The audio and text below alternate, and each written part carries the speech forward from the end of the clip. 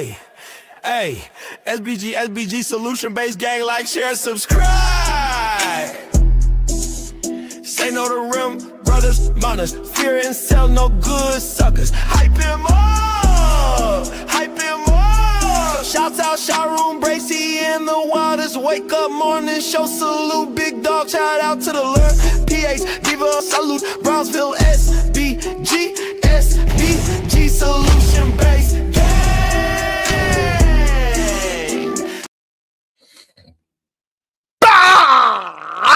Let's go. Good day, everyone. How are we doing today? Woo! Storm started last night. Rain everywhere. We had a couple of great, beautiful days. So, gotta enjoy it while we can. So, you know how we like to start the show. When I say good day to you, make sure you say it back, because I could feel that great, productive energy. Thank you, Bismillah. I appreciate you. Shout out to the average debater. Hopefully she's saying nothing but great and beautiful things about Sharon. What's up, Corinne Mackey? Good day to you. What's up, Miss J? Good day, beautiful. Yeah, that storm is not playing, Byron Turner. Yeah. Hopefully you stay dry.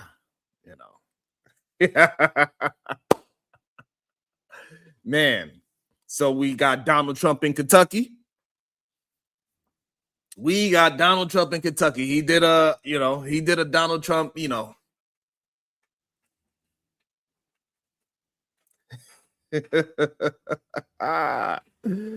What up, Tessa K? Good day to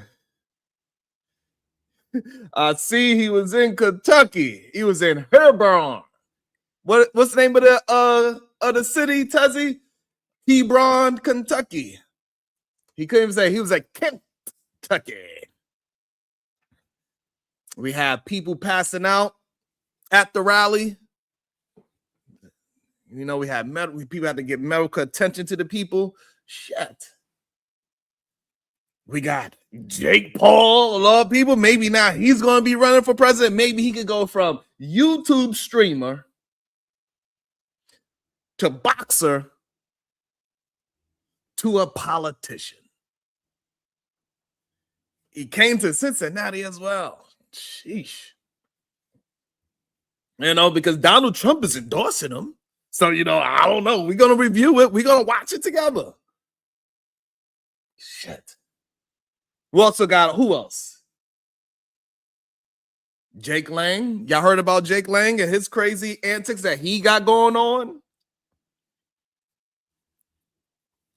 Jake Lang, that the same guy that was in Minnesota acting a straight up fool with his racist rhetoric that he's pushing out there. Yeah, Byron is crazy. 75 to 30 is crazy. SD, what you mean? Hands up, don't shoot. No justice, no peace. I don't even know where to start. Hey, you feel me? You feel me, Yeti? Make sure y'all hitting that like and share button. Let's get the conversation started, man. Hopefully y'all doing well.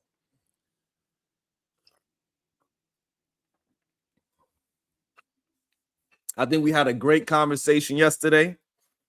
We see who's in competition with who and everything. So that's what's up to that. Shout out to that. We all be out here grinding, and hopefully we can make each other better. That's all to it. Hopefully we can push each other forward. You feel me? Shout out to the early support. Thank you so much. It means tremendous. It means a lot. About to be a situation.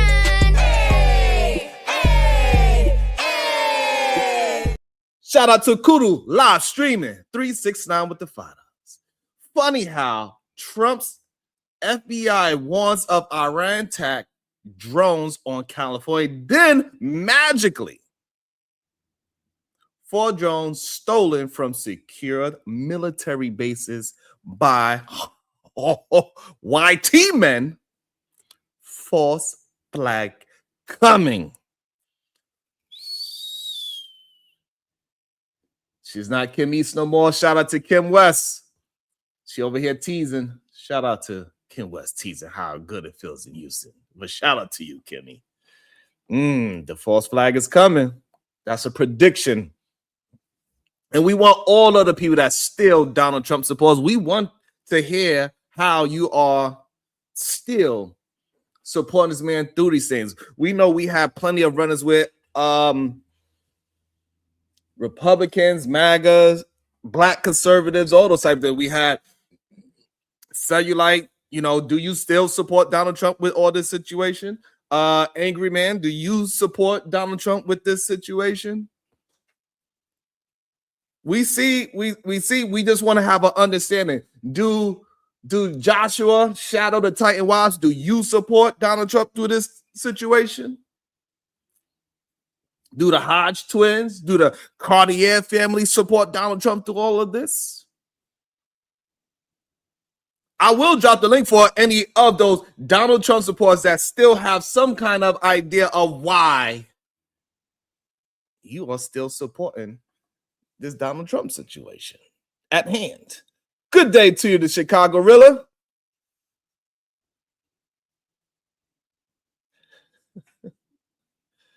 Absolutely. We say good day. We do not mourn each other. Absolutely. Chicago Rilla. Salute to you, my brother.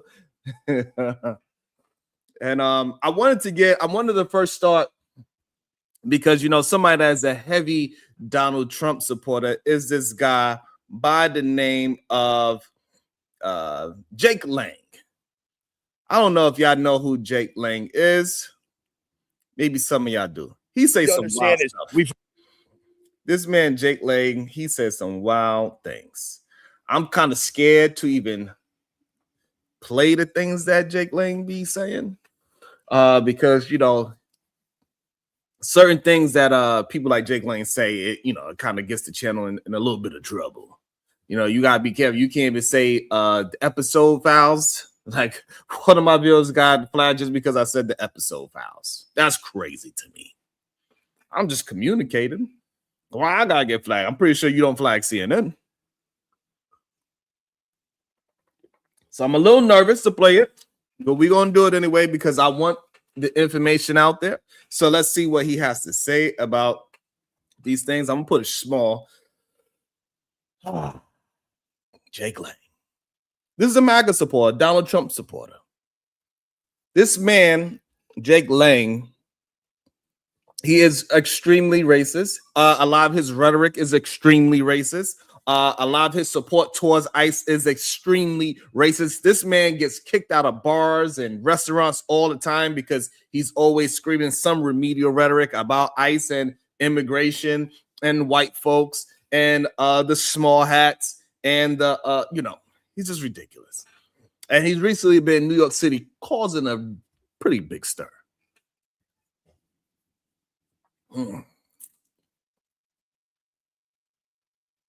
So let's see what he got to say with this. It goes beyond political violence. This is religious violence, first and foremost. And second of all, what we need to understand is we voted in a Muslim mayor to New York City 2 months ago, and we've had the first Muslim terrorist attack on white Christians outside the mayor's home. People need to understand there's a correlation here. These things are connected. We are not safe in New York with Zoran Mandami, the Muslim, as our mayor. He is, by his very ability to be there, he is basically sponsoring and influencing and telling these people, go out and declare. Okay, I'm gonna stop him right there. He's about to say something wild. So I'm gonna stop him right there. And this is where we have a problem with somebody like Jake Lang. Bubba Homeschool. We have one Donald Trump supporter that came out the cloud. Shout out to Bubba Homeschool. He said he's 100% in support of Trump in this war. This war was started by Jimmy Carter. Damn, that's a long time ago. And further enabled by the treasons. God damn you, Bubba. Bubba be saying some crazy things. I don't know why Bubba say these things, but Bubba tend to say crazy stuff. What up, ATM?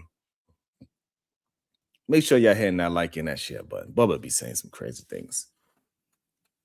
A 40-year war is absolutely insane. I don't know how Bubba sees it that way at all. 40-year war is absolutely crazy. And then that 40-year war is because of Barry and Biden. Wow. Just absolutely wow. I just say the length that people are willing to go to support Donald in this war where we know about 20, 25 years ago, this war didn't accomplish anything. And we're not going to act as if all of a sudden, because Donald is doing it, that this war is going to accomplish something. But we will get there. We ain't going to rush, Bubba. We're going to get there. We're going to have a conversation about it. Maybe one of these days, Bubba will hit the link. But we will get there, Bubba. We are going to address all the things that he said because Donald Trump said he is going to end this war quick, fast, and in a hurry. We'll see about that. So that's Jake Lang saying how Mondani is a problem because he's using his religion, in politics. It's wild to hear. And he's saying that he needs and we need protection from people like Mondani. And so the situation at hand that he's talking about, the first terror attack on New York in a long time, this is the terror attack that he's talking about. Jake Lang was actually at this protest here. Shout out to this police officer. He is getting a lot of praise right now in New York City for chasing this man down, hopping that fence. You could tell he probably grew up in the projects, the way how he hopped that fence so quick, fast, in a hurry. Hey, sometimes that project skill of hopping fences can come in a good light. And so shout out to he's going to get a medal probably in the city. So shout out to him. And this was in front of Mondani's house. And they was doing a protest. Jake Lang was there. Jake Lang, he also at this protest, he went there with a Quran and a pig's head, and he wound up putting that Quran inside of the pig's head. This is the type of person that we are talking about. This is the type of the person that is rooting for Donald Trump, rooting for MAGA. And y'all got to be careful. Like people like Bubba got to be careful about who the people that you are propping up. And all this happened on that day. And this is why we have a problem with MAGA supporters, because y'all tend to just support any degenerate that's saying anything. This is why we was having a problem yesterday as well with message versus messenger. When your message is not following what the messenger is actually living, that's when it becomes a problem. Yes, we can listen to your message at first, but then when now you, the messenger, is living opposite of your message, we can't follow that anymore. That's when it becomes a problem. So Jake Lang, you cannot be America's first and you are saying you want death to the small hats, and you yourself, you and your family is and still is small hats yourself.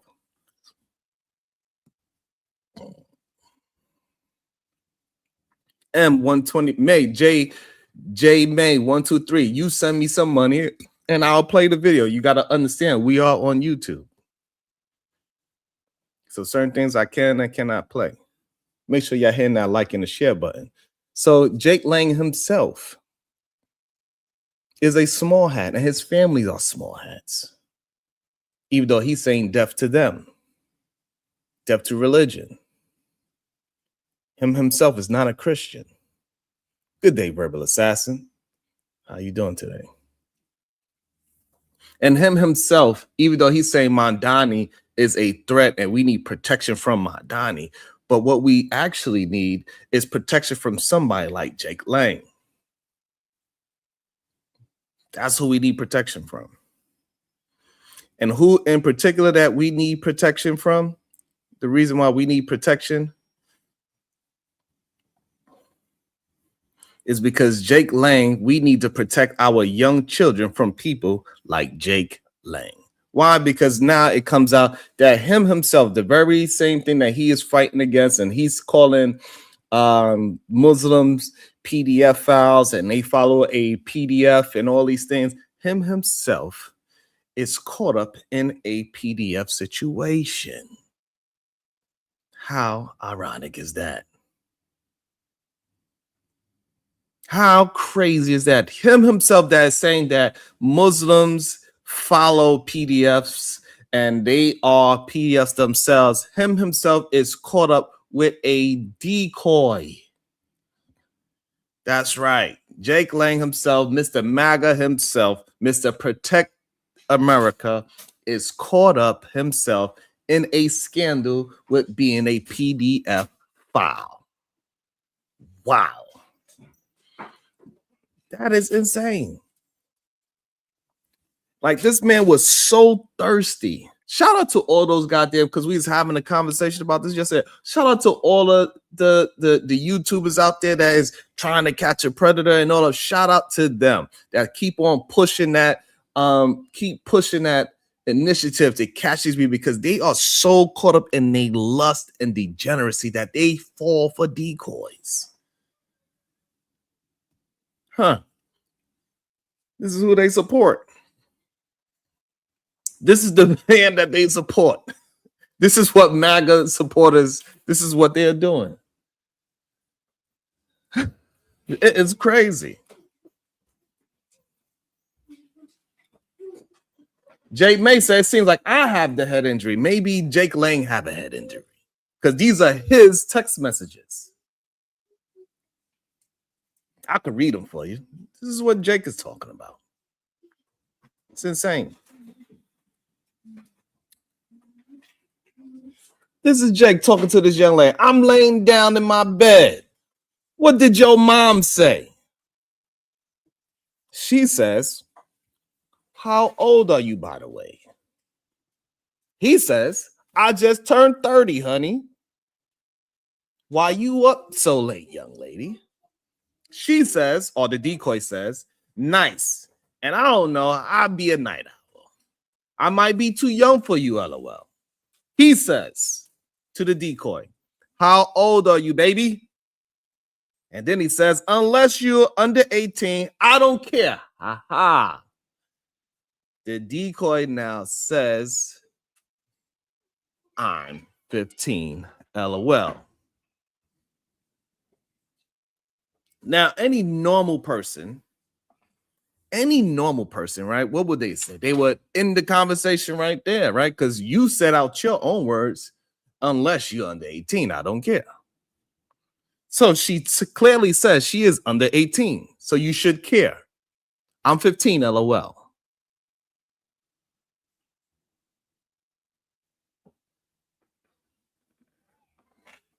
And then what does he says? After she says, I'm 15, LOL, he says, when do you turn 16? Why is that even a question if it was 18 at first? Now he want to know, when do you turn 16? She replies, in 6 months. Also, the decoy says, I won't get you in any trouble. If that's what you worry about, I can keep it a secret.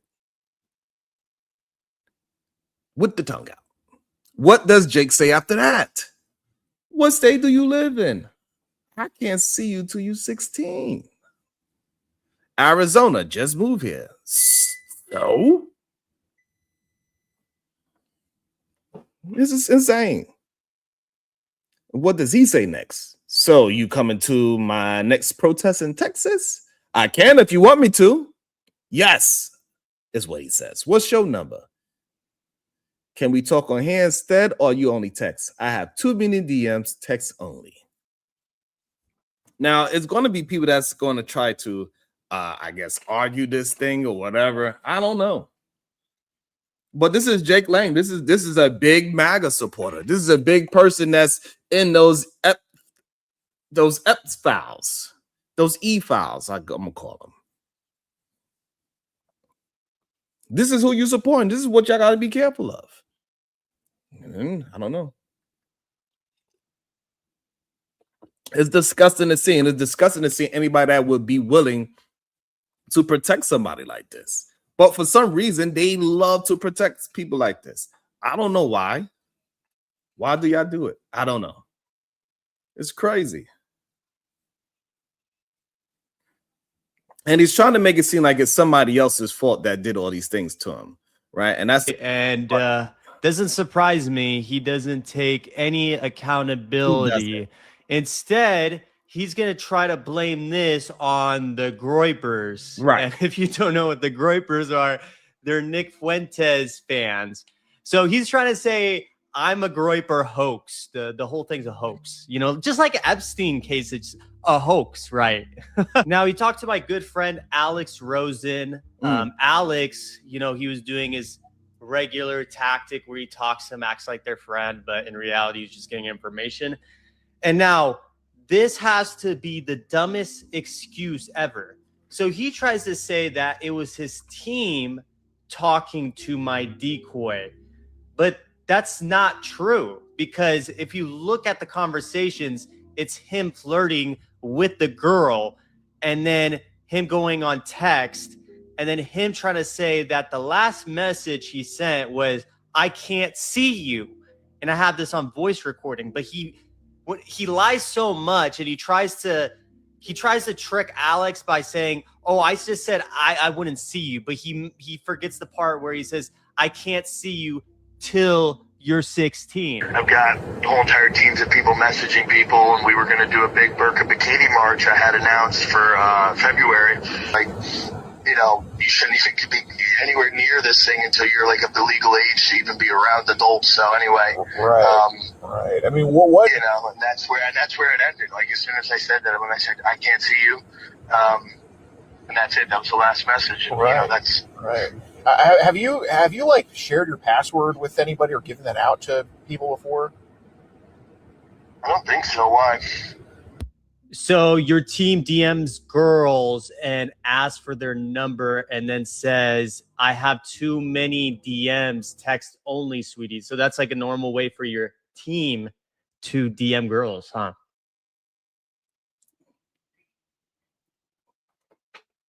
It's insane.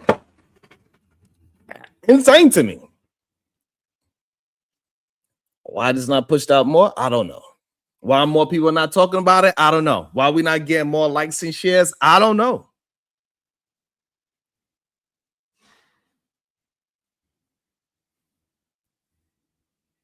I have no idea why. Somebody's going to have to inform me why.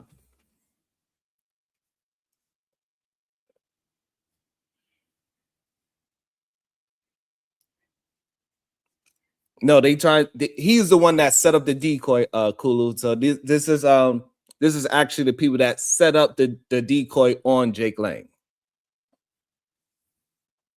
They the ones that set him up. They the ones with the decoy. But hey, we see what it is. We see what it is.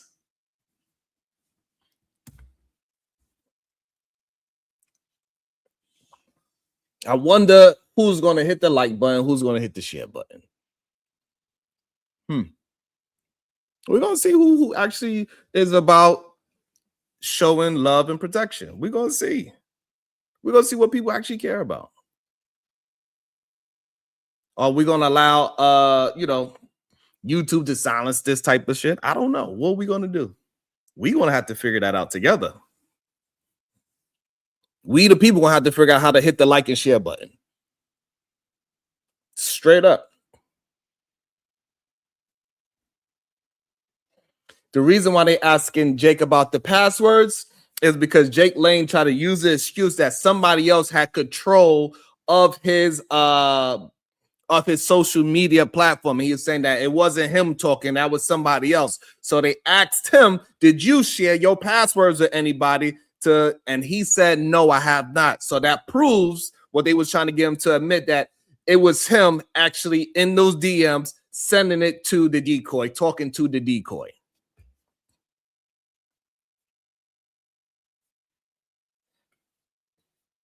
So they set him up beautifully. If anybody going to do anything about it, are the MAGA supporters going to do it? Are the Trump supporters that want these e-files out there, they going to do anything about it? I wonder. And I wonder.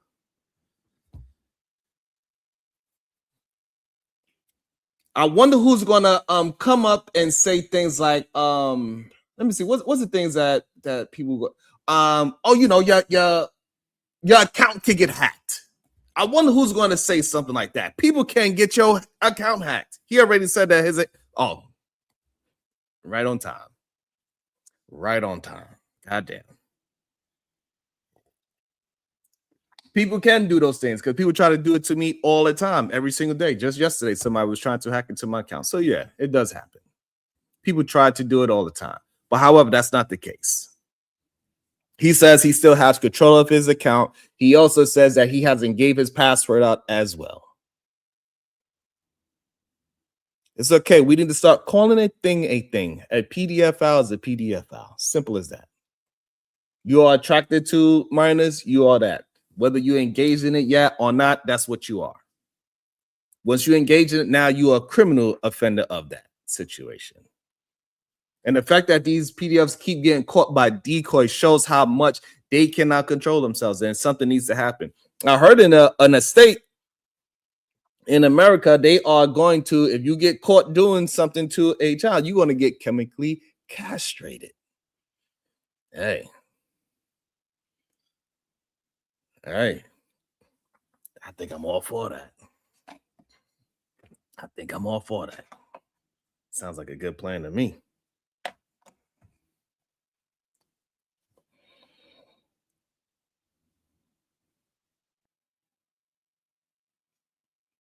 I hope so, KT. I don't know. Maybe KT don't want me to talk about it neither. I don't know. I think we need to push out awareness of these things. So what I'm attempting to do is just get awareness, get us talking about it. So this way we can be aware of the people that are around. Be aware of the people that are promoting this type of things. Be aware of the people that is just turning the other cheek to these type of situations. Because the issue is that too many people keep saying that you think anybody care? Yes, we care. And for too long, the people that care was quiet about it. Too many people are being quiet about it and do not want to speak up and step up and say the proper things. That is the issue. But maybe that's too heavy. Maybe I need to leave that alone. Let the PDFs be PDFing, I guess.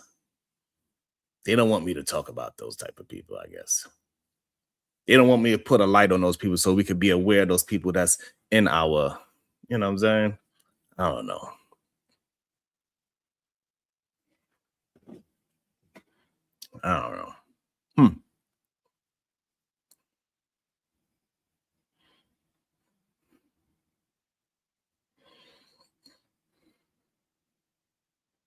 Let's get into some lighter news then, since y'all don't want to call those people out. Since I can't call those type of people out, because I guess maybe because they men. I don't know. I don't know. I don't get it. Maybe everybody's still asleep. Let me see where we at with the likes of the shares. Let's see. Yeah, it shows. It shows what people are really into. It shows what hey, it is what it is.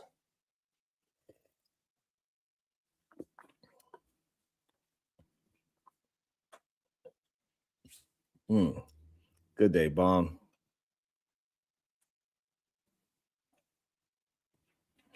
Shout out to Bomb Cherry.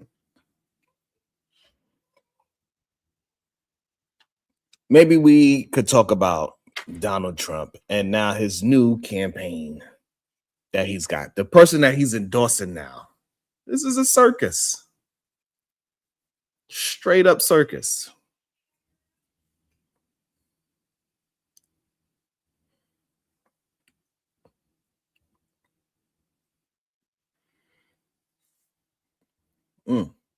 Let's check out this. Come here, Jake. Yeah, what Mr. Trump has taught me is courage. You know, we never back down from a fight, even if they're much bigger than you, much bigger than you. And I feel all the local Kentuckians feel the same way. You guys have that fight. You guys have that swag. There's a lot of young kids in here, the future of America. He said there's a lot of young kids in there. It don't seem like that, but if you look behind, if you say so, I don't see it's a lot. I grew up just a few hours away from here. My dad taught me to fight, and all of our voices matter in America. And I'm never afraid to speak the truth. And I know you guys aren't. We are here representing the United States, and it's just a blessing. Thank you, Mr. Trump. We need more factories like this thriving all over the country. And I know he's going to be the one to bring that here to us. I know God is with us. I know he wants us on the right side of history. And everyone here has to do their part. And God's got us. Trump's got us. Wow. God bless. Love you, Kentucky. I think that is crazy, to be honest with you.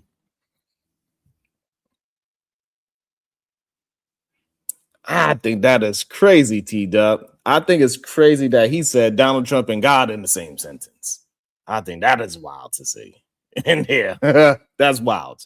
I think clearly people are just selling out. I believe Kentucky went blue, and that's a red state. Y'all could correct me if I'm wrong. Who won in Kentucky? I believe the Democrats won in Kentucky. It shows that, hey, listen, people are waking up to the BS. Hey, I didn't put him in that BS, KT. I didn't do it. It was Jake Paul that put God and Trump in the same sentence. It wasn't me. Shout out to T-Dub. Thank you so much, T-Dub. I really appreciate it. T-Dub gifted one Wildest Wake Up Show membership. I appreciate you. Thank you so much. About to be a situation.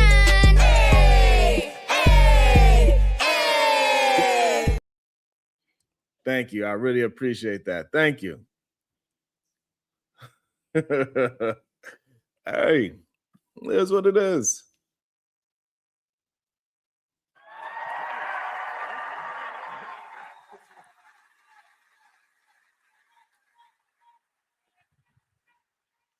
Now, he's a great guy. He's a courageous guy and a talented guy. He's a hell of a fighter, too, by the way.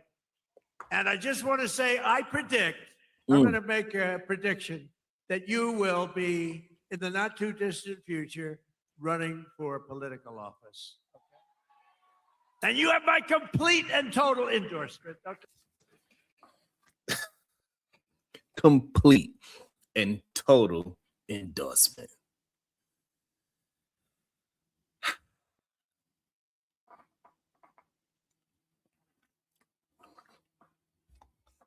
That's who.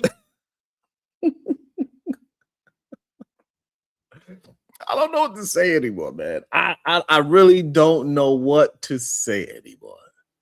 Is this politics or is this I don't know. Is this WWE? What is this? I don't understand how this is even possible that these things keep happening. And the thing that is real interesting about it all is that they actually believe that Donald Trump doing this new deal in Brownsville, Texas, I think it's $300 billion. They're going to start doing some oil. Y'all could please fact check that. What's going on in Brownsville, Texas? What Donald Trump is, he's out there saying that we putting $300 billion into Brownsville, Texas to be pushing out some oil. But the interesting thing about this Brownsville, Texas deal that Donald Trump is pushing out there, the company is from India, out of all places.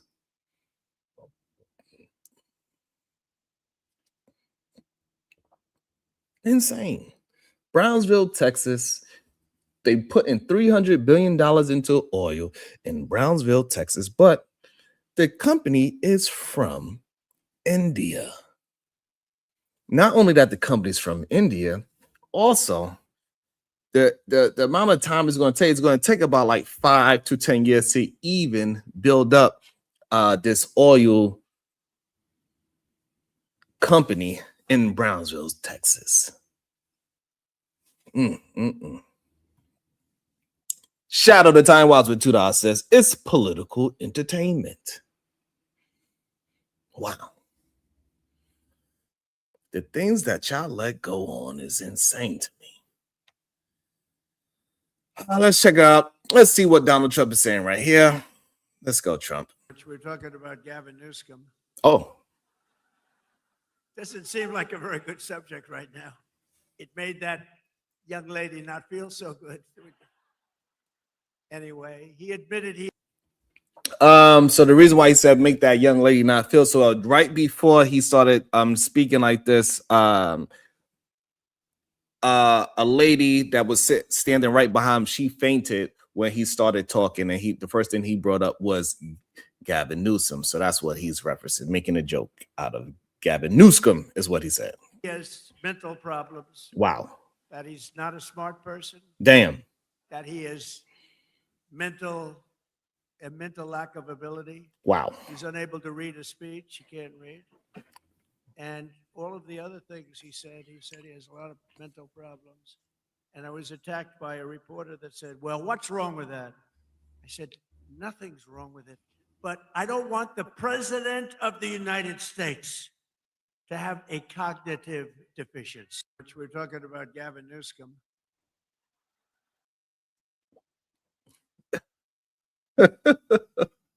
What up, Knight? Good day to you, Knight.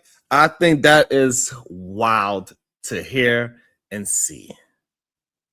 I think that's wild and like this is a man that openly admits that he doesn't follow the script. He doesn't follow what the speechwriters say.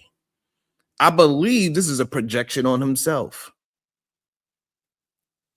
The things that he's saying is a projection of what he see himself in the mirror. He is not able to communicate effectively. He do not have any streamlined thinking. Damn, BMU, you know what? I do feel like Gavin was wrong for saying that craziness to try to appeal to black people. That was wild that he did say that. So BMU, he did say that, and that was wild. And then later on in that same week, he also went to a white podcast and he said the complete opposite. So, you know, Gavin is definitely playing a dirty game as well. And that's a part of, I guess, political entertainment. BMU. But this was wild. And I don't understand for the life of me how hopefully BMU can hit the link later on today, and then he could tell me how this stuff why he still is a Donald Trump supporter. You know what I'm saying? Because I just want to understand how is that still possible. Speaking of Gavin Newsom, let's see what Gavin had to say. Concerns as it relates to the broader concern, as it relates to drone strikes, we've been aware of that information. We've been working collaboratively through the SOC, which we established right after the war began, the State Operations Center, working with the Office of Emergency Service, but also working locally to make sure we transmit any information that we have received, and we're aware of that, which has been reported, I think, by ABC 7. We're aware of that information, and we transfer that information in real time to our local partners.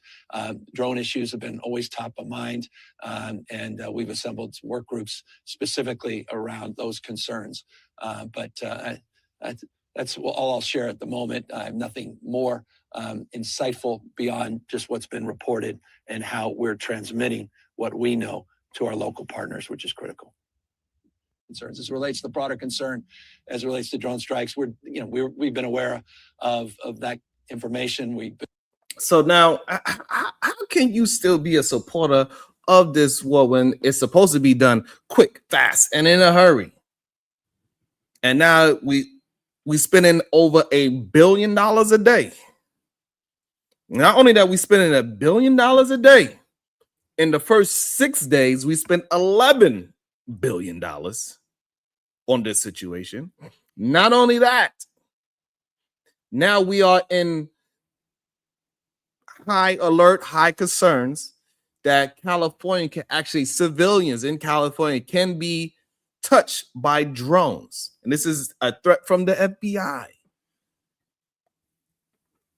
Insane to me. How can you still support Donald Trump in this situation? Bubba Homeschool, please explain to me how. What is the benefits of it? Because 25 years ago, we still didn't see the benefits of what we first, man. I don't get it. Somebody please help me understand. I need to understand. Can somebody please help me understand?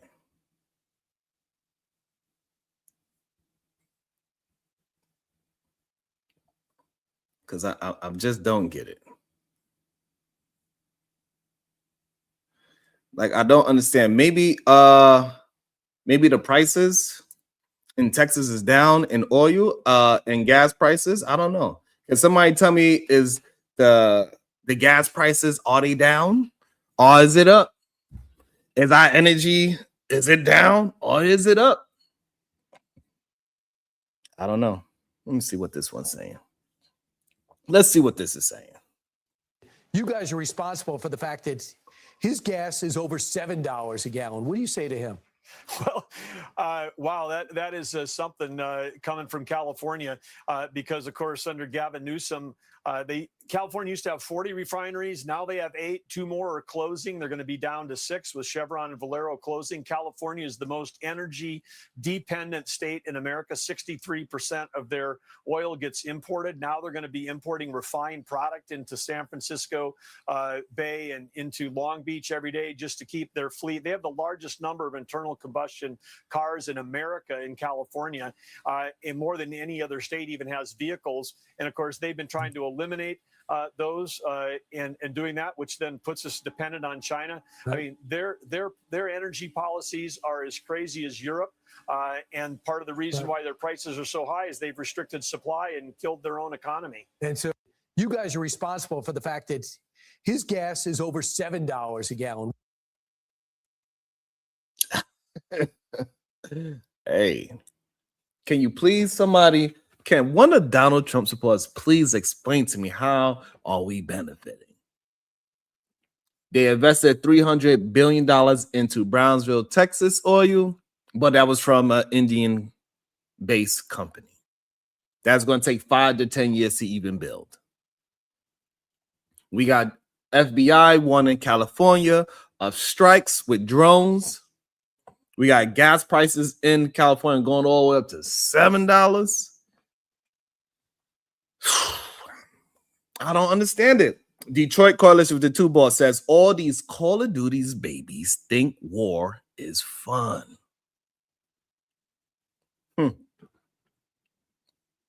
I don't know.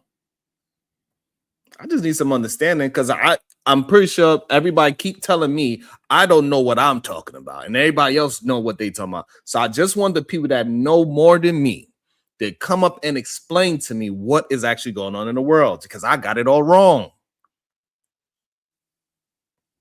I just want to know. Can somebody please put it all together? That's all I want to know.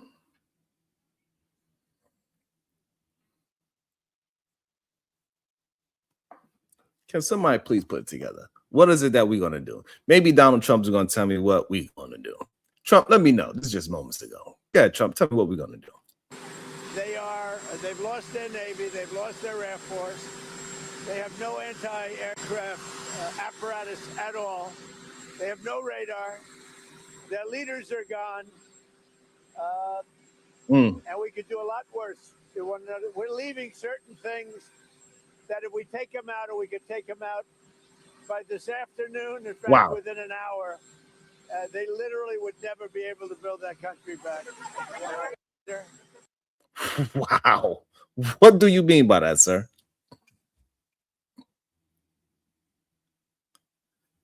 What does that mean? You talking about nuclear? What does that mean? Because Because as of right, I don't know, Shadow, who's stopping who from super chatting? That's insane. I don't know. You are free, so I don't know why you think maybe it's YouTube itself. I don't know. Maybe it's YouTube itself.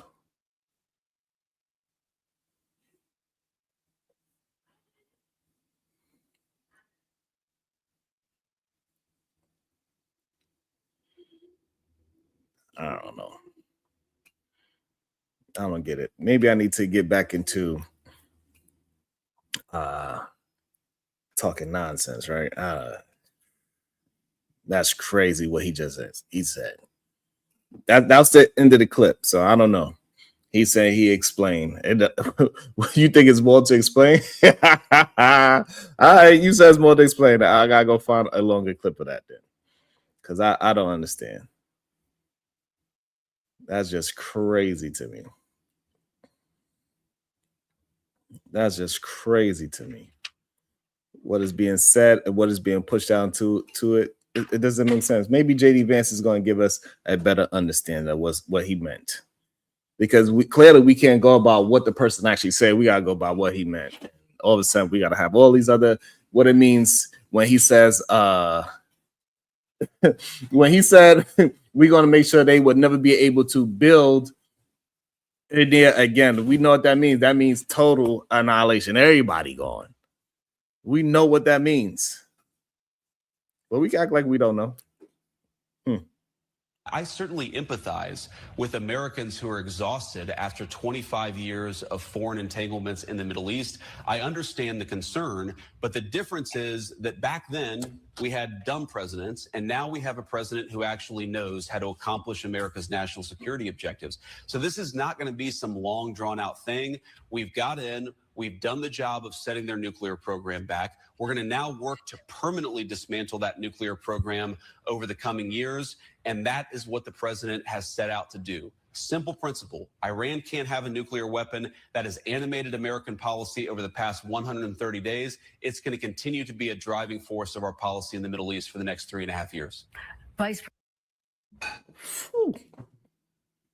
That's okay for him to say? We were dumb? Oh, we had dumb presidents before Donald Trump? That's wild to hear and see and hear. I can't believe this. I need to get better clips, though. All right. I mean, that's what you say. I need to get better clips, even though we heard what the man said. I'm going to drop the link and we can hear you defend and understand why you still support Donald Trump, even though this war has not been proven anything fruitful at all. It's always so weird. I got to do it. Okay. Maybe you could come up and share some better clips. Because I don't see. I don't see it. I don't see it. I don't understand it for the life of me, to be honest with you. I don't get it. We'll see. Maybe Gavin, let's see what he's saying. Because I'm going to hear both sides. I'm trying to find it. I'm trying to understand it. But all I hear is people tell me things like get better clips, but they're not saying, hey, what Trump doing is wrong. They're not saying, hey, I agree with Trump. I agree with gas prices. I agree with energy bills going up sky high. I agree with Americans being threatened in California. I don't hear them say they agree with any of those things. But yet it's me that got to get better clips. No, maybe you need to get a better understanding of what the person you are supporting is saying.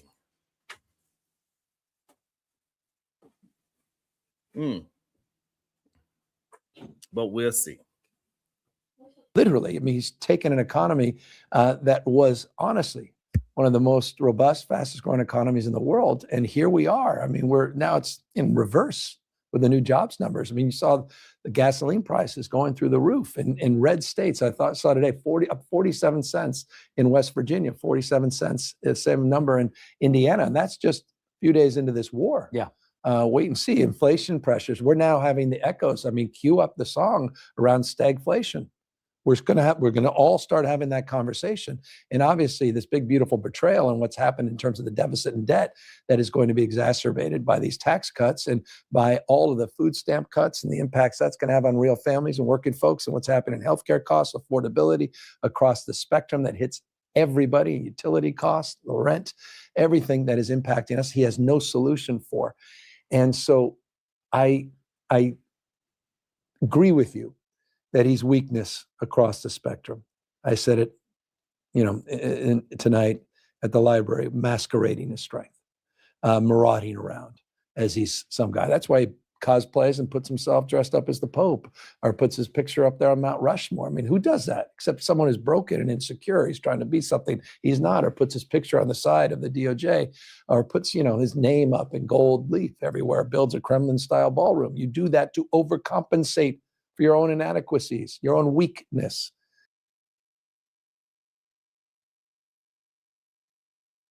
I guess that's one-sided as well.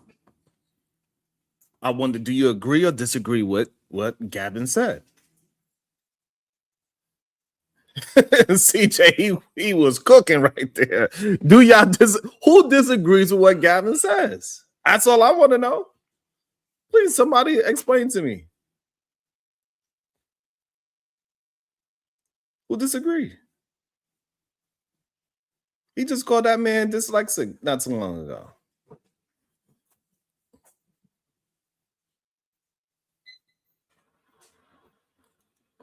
I just, you know what I'm saying? Like, I'm just curious to it.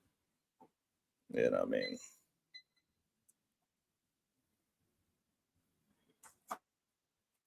Because somebody, you know what? I get you know what? I'll drop the link for y'all. Maybe now y'all can understand. And make me understand. Because I need some help. I need some help to understand. Look at you. Look. Yeah. Do your thing. Do your thing. Do your thing. Go ahead. While California's getting threatened, while over 100 U.S. Americans is deleted in this war that he started, he's up there dancing on the podium.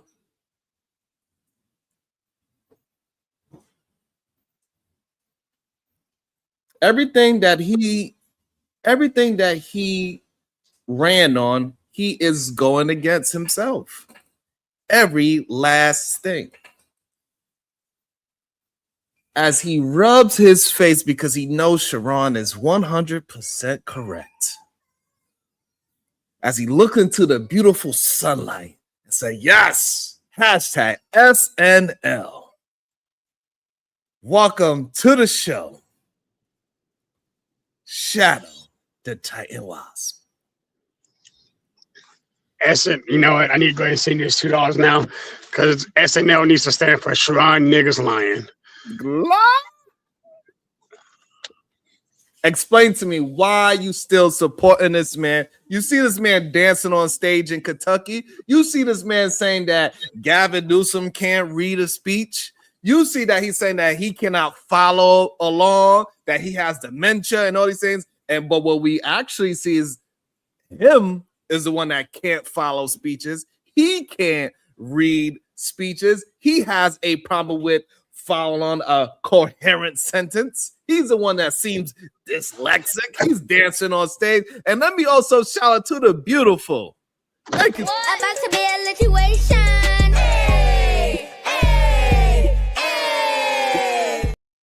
Shout out to the beautiful, the LA Project. Thank you so much, beautiful, for all that love and support. Thank you so much. It means a lot to me. Listening while I work. All right. So now I'm going to start the beef. First of all, Gavin Newsom is cosplaying. He's literally trying to be president right now. Hold on. So he's acting like Superman trying to be Superman. So I'm not trying to hear him. Half what he says is contradictory, which is politics in general. So I'm not even going to be mad at that. Trump probably does have dementia. He's 80. To be fair, like he's a wrestling heel. You asked if this is WWE? Yeah, kinda. Like this is a sports entertainment. It's political entertainment. Like it is what it is. Like, and he's treating it as such. He's treating the camera as if he's the main character in a book, while in the same breath, behind the scenes, he's actually dealing with the people around him to handle missions that need to be handled. And again, you asked me why do I support what's going on. While I am not okay with the fact that California is currently being threatened, I also presented the solution to solve that. Because again, and what is that solution? Turn Iran into a glass desert. You sound very much like Donald Trump. Donald Trump just said that. He said we could make sure that they never exist again. It sounds like right. And for some reason, you actually believe that destroying a whole country with buildings, schools, hospitals, religious buildings. You before me. Nothing to do with million people. You want us to believe that the solution 9.1 billion people is to destroy not only the threat, but also women and children as well. And you believe people are going to say, yes, now we are safe after that happens? Let's get the women and children out. And then anybody who wants to fight, turn them into glass in that whole conversation. That's so Christian of you, John. Wait a minute. Okay, but first and foremost, we're gonna stop saying God literally took people out who were his enemies. So y'all need to stop playing with the whole Christianity story. God literally sent people to annihilate enemies. Okay, that's fine. So now you are literally saying the same thing Donald Trump says, like to turn the whole place into a glass desert. Is insane to say that is what you believe. That all the neighbors around is going to look at that and say, hey, yes, we are for that. No, they're going to look at the glass desert right next to him and say, you know what? We don't want to be them. Wow. So in fact, Trump's going to tap dance on the glass and make a glass castle. I got a question for you before I let Kulu into it, and I got two people in the back. So how do people usually find a way to unite with their enemies? Usually fear.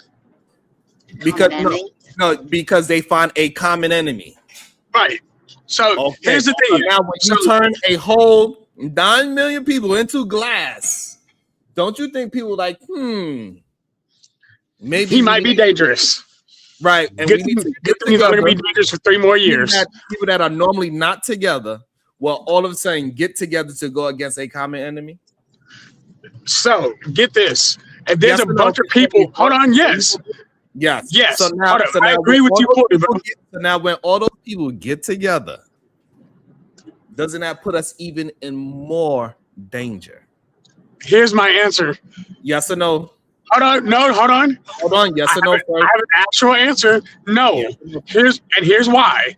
Because y'all can have 19 380s and I'm gonna come in with a minigun.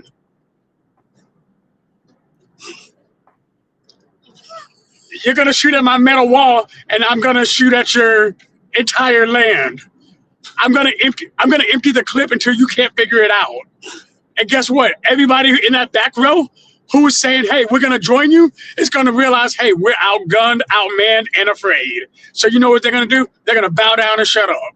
Okay, so now which one is more outgunned? That I have 103.8 or you have one minigun? Which one is actually outgunned? I don't think you understand how fast a minigun shoots, do you? That's fine. Which one is outgunned?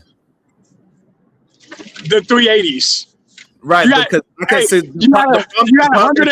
You got 180 people who don't know how to shoot.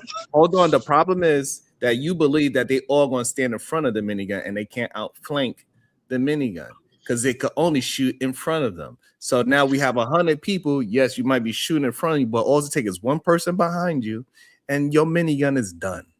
Wait a minute. Now you're also forgetting we don't just have the minigun. We got a wall made of water around us. We have, and that's why I gave you the analogy of flanking. So you the whole world, America. you We get have the the whole. friends of North America who Hold ain't on, fighting hold on, slow nobody. down. So if that's Hold the up. case, hold We're gonna on, have hold this. on, We're hold gonna have on, this please. fight Hold conversation. on, please. If you are saying that, why is the FBI warning California that we could be touched? If Because this, Iran is willing to do the touching. no, not only, but it's saying they are capable of doing it. So it's Okay, they are willing and able to do the touching. Sorry, I thought we were having a dynamic dialogue. right. So therefore it's past, like we used to believe that we wasn't able to be even threatened because of the ocean and the walls and the hills and all these other things. But now the FBI is showing that no, they do have capabilities of touching land here. That's fair. And something Brownsville brought up yesterday. I don't know if he brought it up here or if he brought it up somewhere else. But who you Trump said brought it decided up? to pull. Who you said brought it up? Who? Brownsville.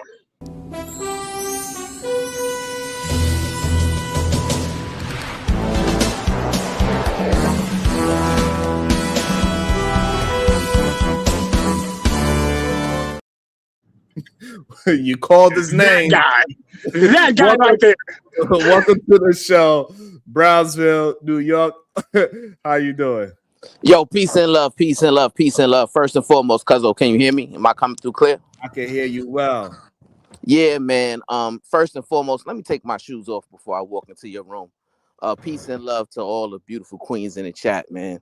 Anya Bracy, the SBG First Lady, Robin M. DB, Shiesty Bum, Bomb, Cherry Juice, Rogue, C, it's me, Dr. G, Sexy Red TV, The Supreme Goddess, PH Diva, Conversations with MJ, Miss Jalen, Genesis, the voice of Venus, the verbal assassin, Dawn, Renee, Keisha G, Maya Reed, the real Prism, Karen Mackey, Natasha Vincent, all the queens, man, all the queens. Renee, Keisha G. I don't want to forget about none of the queens. Every time I hit this platform, I'm making my purpose to lift y'all up, give y'all flowers, and show these men, show these knuckleheads how they should be treating the ladies, the queens, and the women on the internet, man. And peace and love to the kings as well. Can't forget about the kings. Cuzzo, you know, I find it kind of disturbing that when you bought Shadow the Titan Wasp up, right? The first thing he mentions out of everything you said, right, was Gavin Newsom, right? Mm-hmm. And then he goes on to say, well, Trump is operating as if he's running the WWE company, right? And I just find that very disturbing because so far in Operation Epic Fury, we got 7 soldiers, 7 U.S. servicemen who've tragically lost their lives. I want to send my condolences out to their loved ones because, you know, that's not something that they expected when they got deployed to the Middle East. They weren't going to a war zone back then, right? We got over 140 U.S. service members injured right now, according to what they're telling us. But we also have to question what they tell us, right? Because you just played, Cuzzo, you know, Donald Trump saying, hey, we've destroyed the majority of Iran's leadership, right? But a U.S. intelligence briefing just came out yesterday and debunked that, right? And said that the Iran leadership remains largely intact and are under no threat of collapse anytime soon, right?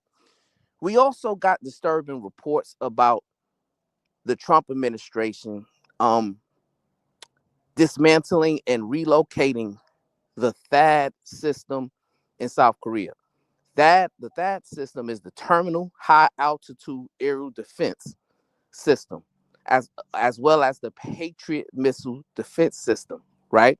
We put those systems up to protect our bases in South Korea, which houses almost 30,000 U.S. troops, right?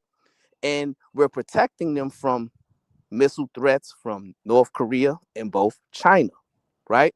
Now, they're relocating that system to the Middle East. So what does that tell you, Cuzzo? that tells you that maybe things aren't going as planned, and now they're forced to, relocate assets and try to get some more reinforcements to help out what's going on, right? That's very alarming, very disturbing, and I don't even know why Shadow didn't mention that, right? Also, that FBI report, right? Why didn't Shadow talk about that? Why didn't Shadow mention, that alarming FBI report that you just commentated on, right? Where we got the FBI, warning several local municipalities and law enforcement offices in the state of California of a possible impending drone attack from Iran, right? Basically, the FBI report says that Iran has the capabilities to take some unidentified vessel in a Pacific Ocean and launch attack drones on California from there, right? So if you live in California, you need to be on your P's and Q's, and you might want to get up out of there. That would be my advice, right? But Cuzzo, we also got a disturbing report that 4 attack drones were stolen from Fort Campbell, right? A couple months ago. So are those incidents, is there some commonalities there? Are they being upfront? Are they being honest about what's going on? We can't believe anything our president says, right? Because he lies every time he opens his mouth. And that's not, that's not what you want, and that's what you hope to hear. Especially when Iran has capabilities, just like they did the other day, right? With a cyber attack on Stryker. Did you hear about that, Cuzzo? The medical manufacturing company Stryker, right, got a cyber attack. Now, this is one of the largest medical manufacturing companies in the U.S. They manufacture different medical devices such as hip implants, knee implants, robotic arms and robotic legs, medical equipment to do neurological surgeries, spine surgeries, and various medical equipment. That company was attacked by via cyber, and Iran just took a responsibility for it, right? So we're seeing them have the capabilities apparently to hit us in our mainland and also hit us cyber, right? Via cyber. And the Trump administration is trying to let us know, hey, we're destroying them. It's not 2 and 2 isn't adding up to 4. It's not making sense.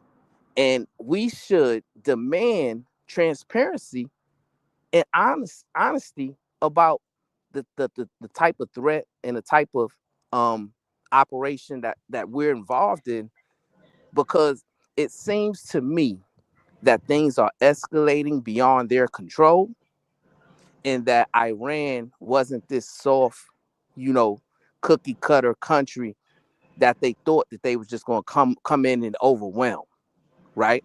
If you read the Iranian reports, Cuzzo, they're talking about all the damage that they're doing, right? In Israel, in the Strait of Hormuz, right?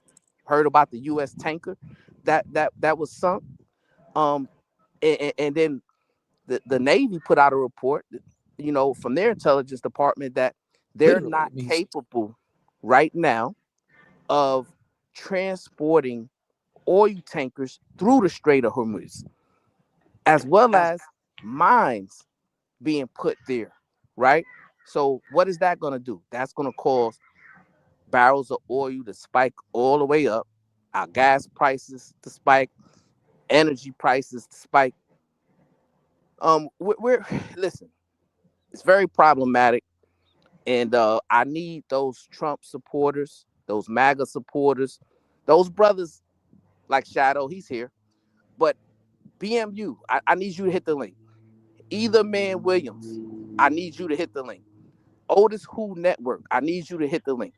And all y'all other Black MAGA supporters, I need to know what your thoughts on what's going on, right? Is this what you voted for?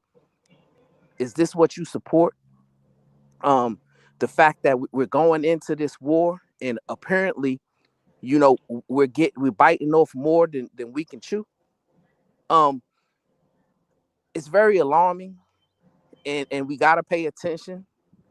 And listen, you know, be vigilant, and you know, be abreast on what's going on, because things aren't right.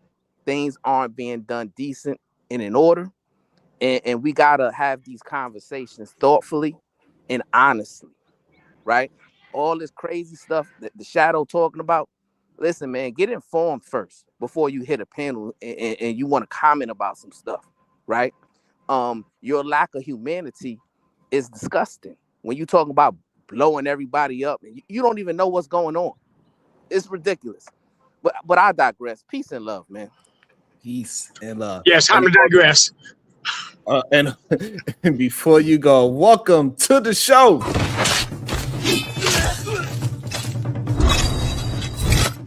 Blue Eye Samurai. That's her. That's Diva's intro.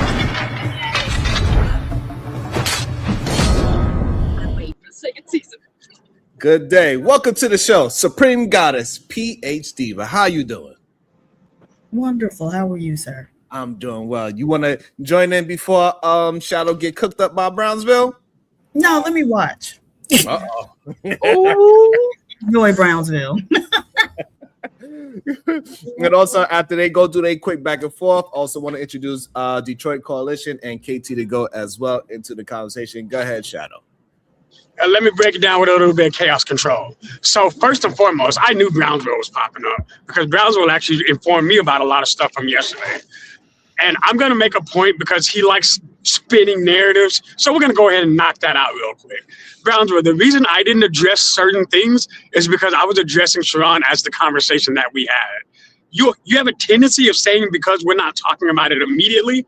And keep in mind, you mentioned 3 separate things that I should have brought up first. Keep in mind, that's not possible because, again, we're having an actual dynamic conversation, which, again, I knew you were coming in to play anti-Trumper. So you're going to explain a lot of things that we actually discussed yesterday. How do I feel about California being in attack range? I don't like that, which is why I said turn Iran into an effing glass desert. I don't have to argue with you anymore. Get this. If you threaten mine, I'll stop yours. I know that sounds callous, but I'd rather it be you than me. And again, you can call it lack of humanity. I call it self-preservation. And when it comes to America, any means necessary to make sure that this home stays home. Now, when we talk about the oil price, first of all, Brownsville, the Valley of Texas is awful. Like there ain't nothing out there. So for them to actually put in the infrastructure out there in Brownsville, Far, whatever the case may be, in order to do drilling out there, because they already do it in West Texas. So I guess they're making Southwest Texas, South Texas, that whole valley, fine. I don't know why that would help or not. People are talking about gas prices right now. And typically every year gas prices rise during this time because it's effing spring break. This isn't an abnormal trend, and we're treating it as if it is. While it has spiked more than typical, it's also recorrecting now. Like I'm passing by a racetrack right now and gas is $3.15. So, and it was $3.49 2 days ago. So gas will always course correct during specific events. So I guess that's why I don't have any necessary feelings on that situation. Regarding Trump being a narcissistic liar, yes, sir, me and you have agreed on that numerous times. Again, that monk is literally a wrestling heel. He treats the entire world as if he's doing some kind of extra show. But he got hired as an entertainer. People hired him knowing who he was. Not just once, twice. 2 different times people hired this man knowing who he is. Do I support the fact that he put us in another effing war when the first thing he ran on this time was not doing that? Of course not. I don't. My brother just went out to Iran. I'm not cool with that. But again, I'm also not going to personalize self-defense. My brother knows what he signed up for. Why he didn't sign up in a time of war, he knew it was possible. Unfortunately, it happened. And I'm going to pray for my brother every day, and I'm going to pray for the people who died. I do not like the fact that we lost some of our own. But again, it's because they're ours. I don't give a damn who died in Iran. That's not my problem. Because guess what? If your people are a threat to me, you are a threat to me. I'm prune the branches. Take the branches, oil the grass. It's over. If you need to leave, like the taste out of your mouth. I'd like to see you try. Yeesh. Go ahead, PA's Diva. Hulu streaming $369, $20. Drop Josh for right now. We're not murdering 90 million people. Whew. Luffy D Nuts 1, $5 super sticker. Thank you. Kim West $2. Josh, go join the military. Dang. Yo, Sharon, can I address that real quick? The super Yes. Because we're not murdering 90 million people, man. And when you say God did it, Trump's not God, man. Marco Rubio's not God. P. Hessek is not God. They don't have the right to determine whether 90 million people get nuked and obliterated, man. Like, that's just not logical, bro. And it'd be all these so-called righteous, moral Christians that have everything to say about a woman's right to choose and everything like that, that talk about murdering millions of people. Like, that's insane to me, bro. Like, that's literally insane, man. And then to ignore what Brownsville said yesterday and then what Sharon brought up earlier, bro, like, how do you not see what's going on, man? All of a sudden, there's going to be an Iranian attack on California when it's been reported that Iran's missiles don't even travel that far? Woo! Don't provoke me to anger, or else you'll be in danger. Yeah, I'm about that life today. Hold on. Go ahead, PA's Diva. Shadow the Titan Wasp with the 40 ball. Bring back and sleep Kulu. Oh, damn. Kulu. Yeah, bye Kulu. I'll be back. I gotta give you all Delon Cortez, also known as Jabba, member for 9 months. Thank you, sir. As a Californian, I'd rather not be a sacrificial lamb. We didn't even vote for the orange blob. Damn. Sheesh. And also, let me just respect it. Kulu. Shadow said, Fuck up in 2024. Yo. Go ahead. You have the floor, sir. Hold on 1 second, because did Shadow pay 40? Yes. Okay. All right. Dang, Brownsville. Don't provoke me to anger, or else you'll be in danger. Kulu live streaming $369, $20. I'm back. I'm bike. I'm bike. What accent is that? That's Georgia, Florida. What's up, Kulu? So he back. Yeah, so yeah, that's what I'm saying. Hey, we have to play the game today, so I'm ready. Yeah, so first of all, Trump's not God, man. PS is not God. So murdering 40 million people is just out of the question, right? And my point back to the drone, right, is it's been reported for a while that Iran doesn't have the capabilities to strike in American homeland. Like, that has been widely reported and verified, right? And it's just so funny that Trump's FBI, by the way, Kash Patel's lying ass, his FBI, right, warns that California, of all places, right, is one of the most liberal states, is going to be so-called blown up, right, by drone attacks. And it just so happens that, 4 drones were just mysteriously stolen from a highly secure military facility and they post 2 photos of white guys. Like, come on, man. Like, if this ain't the most telegraphed false flag that we're about to see, and it makes sense though, because the war is unpopular. Trump is losing support from all sides, and this attack that they're going to blame on Iran will magically get everybody up in arms, and they'll want to support Trump, right? Is the Pentagon is drafting a bill proposal for $50 billion for the war.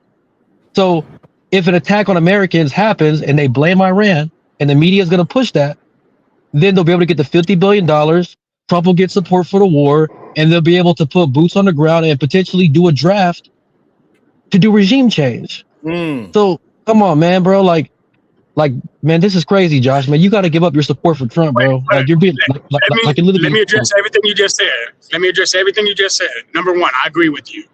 I can see the false flag coming because, again, I didn't even know about the drones until Brownsville mentioned it, and then I saw the play immediately. I'm like, all right, they're going to repeat 9/11 because, again, they're just going to use the same playbook that worked already. But that being said, the fact that it's not known that drones got stolen widely is an issue in itself. Because another thing I agree with Brownsville, keep in mind, I may dislike a lot of what Brownsville says, but the man's rarely wrong. I do agree with the fact that he says that we need to be pushing for more transparency, which is also something Trump ran on. So if he's going to run on transparency, it's time to be a little more transparent and let us know what's really going down. But in that same sense, now, Brownsville, I know you're still here, and now we're looking at offset. Because at a certain point in time, you can't just give up everything you know, because remember, we did the same issue during Biden's regime, when Biden was president. And then things that he was being openly transparent about was being leaked to the public and to people who were adversaries. And that is dangerous in itself. That's a security risk to America. So if I have to sacrifice my knowledge to protect the security of the country, I'm more okay with that than having the desire to know everything at all times. Let me know what I need to know when it's time for me to know it. But if it can put that operation in jeopardy, I don't need to know it right now. But I need to be able to trust you to make sure you're going to do your job. I land. But we're not asking for them to declassify secret information, right? We're asking them to be transparent on what's going on, the information that's going to be beneficial to the American people, and also to not lie to us, right? By saying things like, oh, we've killed all of their leaders, right? At the same time, you're saying that your own intelligence agency is telling us that the Iranian leadership is intact and they're not in jeopardy of collapse anytime soon, right? So you are contradicting your own intelligence agency. That's alarming, right? Because y'all should be definitely on the same page on what's going on in Iran right now, but you aren't, right? And then the most alarming thing is this, right? Shadow, you described my position as anti-Trump, right? But what you should have did is describe my position as pro-Americans, right? See, you are anti-American, but pro-Trump, and I'm explaining to you why, right? Because when I mentioned the possible impending attacks on our soil where innocent civilians could potentially be harmed, that's not something that should be possible. But yet, under Trump's administration, apparently it is, right? I don't want any Americans getting hurt or deleted because of his reckless actions, right? The cyber attacks that Iran is taking responsibility for, right? You're anti-American, elderly, and medically disabled when you support them. Because what you're saying is, well, I don't care if Iran is able to go in there and mess with your heart monitors and mess with your robotic arms and cause you more injuries and things of that nature, right? You're anti-American and pro-Trump when you say, hey, listen, I don't care that your gas prices is going up and your energy bills is going up to the point to where now you're not able to save money for your kids' college, and you're not able to do things that you would normally do during spring break because you got to conserve resources because you don't know what's going to happen with the economy, right? You are expressing anti-American views when you say, hey, we need to just blindly support this person because he is sitting in the presidential seat. But what you should be saying is, no, he's a danger to America with his reckless actions, and the repercussions shouldn't be coming to the American people in this way, right? So I need you to get it together, my brother. If you were MAGA before and you got duped, just say, listen, I was MAGA, I got duped, and I don't want any U.S. service members to die for this war. I don't want U.S. civilians to die because of this war. I don't want the economy to collapse or for middle class families to be completely disrupted financially because of this war, right? If you were pro-America, this is what I will be hearing you say. And the reason why you're not saying it, Shadow, is because you're anti-America. Peace and love. Gaslight. All right. So again, Hey, now can I say something real quick? Can I say something real quick? Because I ain't gonna lie, I've been chilling back. That's messed up statement, Brownsville, because most presidents have put us in those situations. Like, we can point at presidents who've lied on the premises of what they ran on. Like, by what you're saying, everyone who's ever supported an American president isn't an American. Like, they're anti-American. Because most presidents have done things that harm the people of America. Like, and we watched that. That was literally it. I was just saying, like, that was just a crazy thing to throw out there. You got to make sure we talk about each individual action. You know what I'm saying? Because every president, every leader, like, you know what I'm saying, nobody scored 100%. There's not one, president that we've had. But you got to call out the things that they have done. You can recognize when those leaders have told you about their mistakes, right? So now they admit to something, and now they can do whatever they need to do to redeem or repent it, right? But ignoring, or trying to lump all these presidents into just all presidents do bad, then you're right. We never going to lead to anywhere. But if we start with specific things, which specifically nobody's talked about any of these supporters of what Trump is trying to do in Iran, nobody has done anything or said anything about what was the imminent threat. Because there was no imminent threat. By our own intelligence. Part of Mr. Call of Duty. There was no imminent. Sorry, I'll let you finish. I got you. There was no imminent threat. What the problem is, we don't see who's actually orchestrated this whole thing in the first place. We are fighting an Israeli war. This is Israel orchestrated war using U.S. troops as a way of fighting Islam. This is their dream war. The IDF in particular. I'm not talking. They're the Zionists. It's not everybody in Israel. Just like I wouldn't say go bomb Israel since they're the problem. It's the leadership. It's not the people. I think in most of these countries, if you were to let the people just vote, on everything, none of this shit would be happening anyway.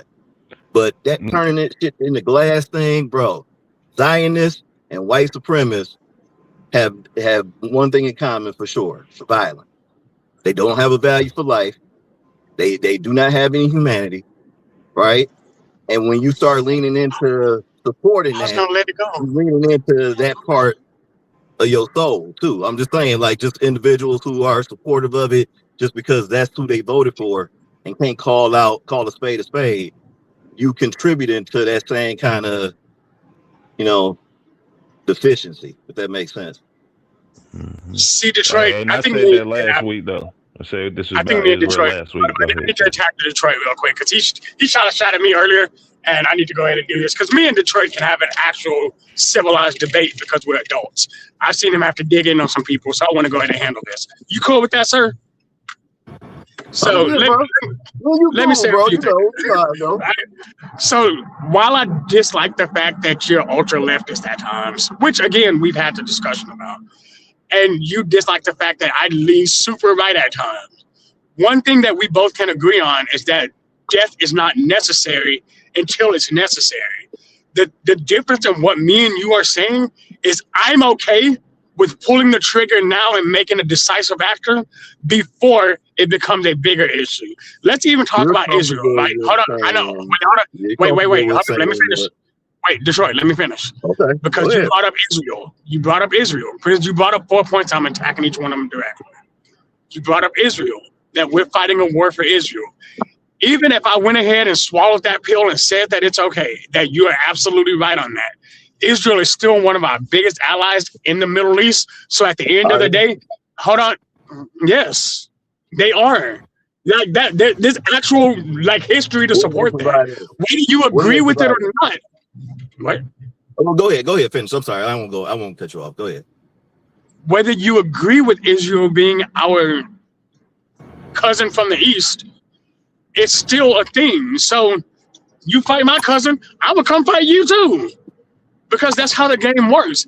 While I don't agree with the motive on Israel's side, now I'm going on to my third point. We're now talking about what was the imminent threat. The imminent threat is we made a specific, not request, demand of Iran. Do not, and we quote, exceed this amount of uranium enrichment. Oh, well, we're doing it for medical purposes and apples and oranges and bananas and beach baskets, and look at this money. Nah, fuck that. Nah, we're not gonna do that. What really went down is they kept trying to sneakily diss the agreement that they agreed to. And then we're like, hey, we're gonna throw this rock at you till you understand. Stop playing with me. Oh, you don't understand? I'm gonna hit you with a boulder next time. Oh, you still don't get it? When I drop a mountain on you, you're gonna feel some kind of way about it. And so now we're dropping the mountain. And when we're done with the mountain, we're dropping a bomb because you clearly don't understand when no means no. And even if you're saying, oh, well, they have the right to do that. No, they don't, because then they become a threat to us. Then they are actually, them breaching that deal put them in the stage of imminent threat.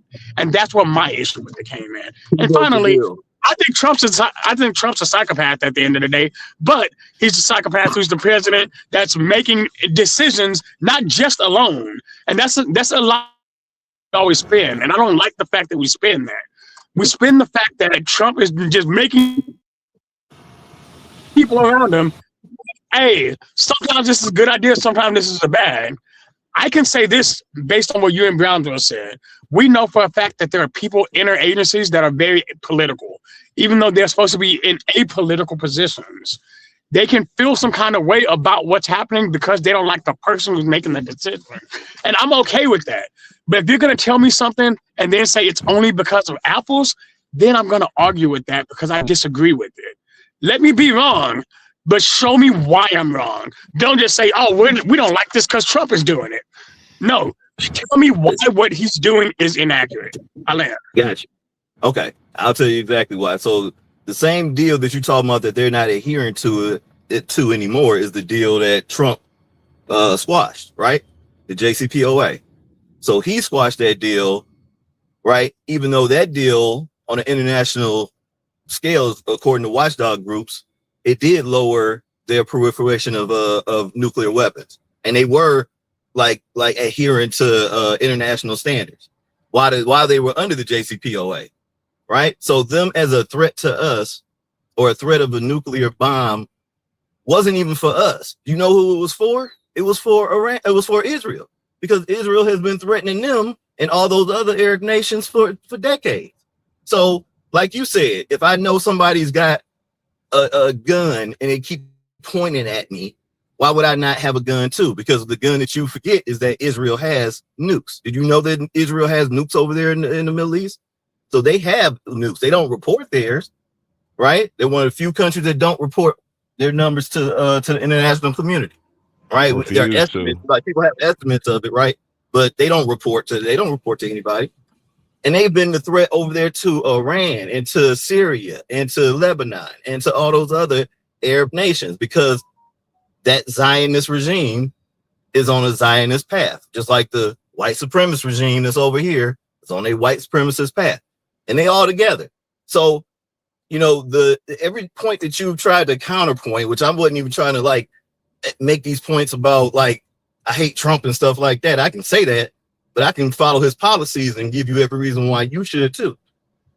But all your points you're giving, like you start off with like, you know, I know this sounds bad and everything, but if you just, you know, give it a try, like, and that's like, this is geopolitics, man. That shit don't work like that.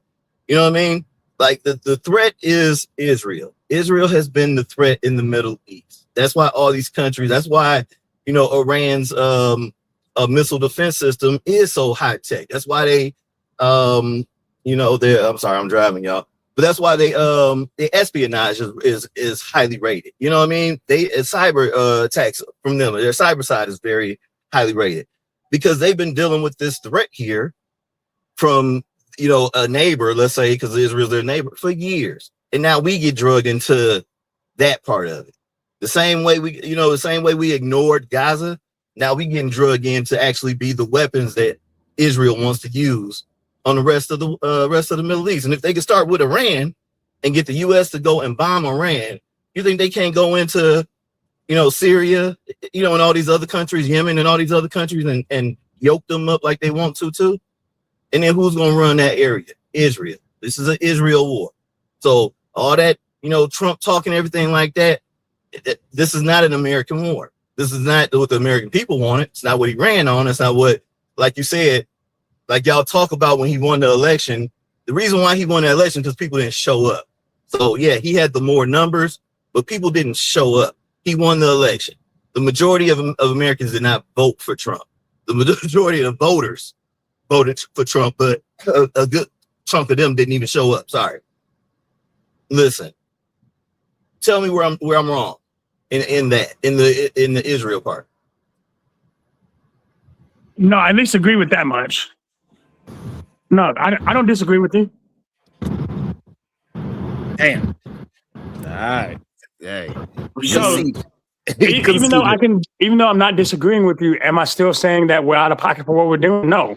That's the difference in the conversation that we're having. While I can even understand, hold on, let me understand this. So, Detroit, do you believe that we are out of pocket for what we're doing? Yes. Okay, so Shadow, so now do you agree with that as well? Because you're saying you agree with Detroit, so therefore you must agree that we are out of pocket. No, I agree with the reason he says we're out of pocket. I understand why he feels that way, but I don't agree with the fact that we shouldn't take action based on that. Okay. My point is, I don't operate on feelings when it comes to geopolitics. So you're gonna have to tell me where I operate on feelings when it comes to safety, though. Tell me where our diplomatic ways of doing it, which was the JCPOA, weren't working, right? Where we had to bash that deal, right? And then tell me, like, what was the replacement and what have we done to lower the proliferation of nukes around the world since Trump's been in office? Since that's the threat, because that's the gun you're talking about, right? Yeah. You're talking about somebody assembling a gun while you got one pointed to their head. That's fair. No, that's fair. I can even support that. But that's also, those are one of the few things I don't support about what Trump's doing. I think he's actually putting us in more dangerous positions in the short term. But if it can, again, if we can fix the problems faster and we actually make decisive actions, I think we'll actually do better.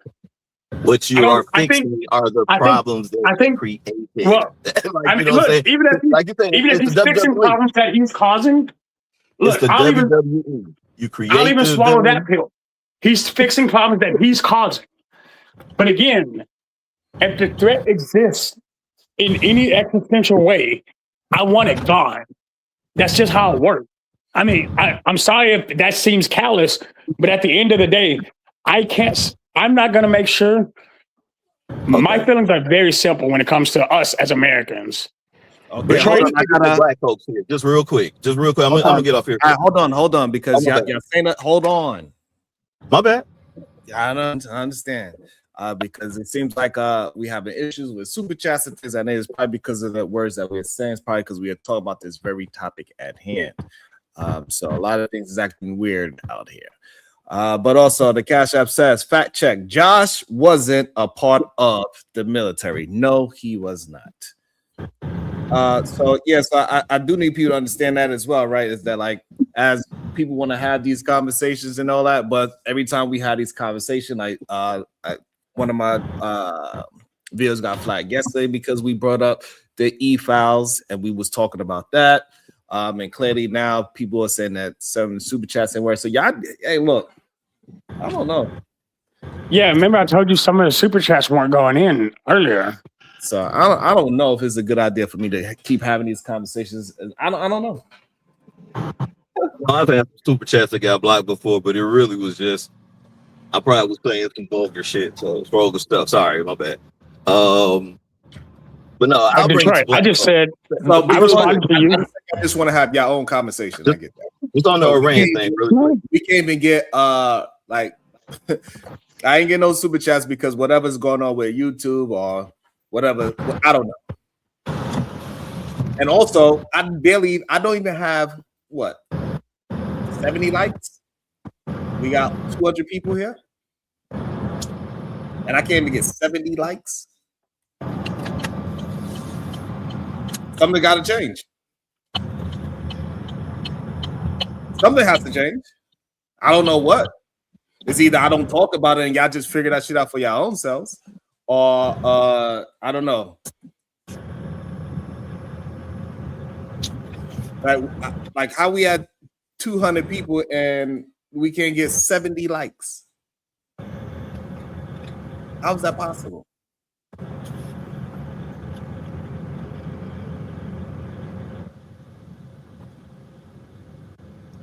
And this is the issue that happens sometimes, that we, the people, we don't even support the people that's attempting to get proper information out there.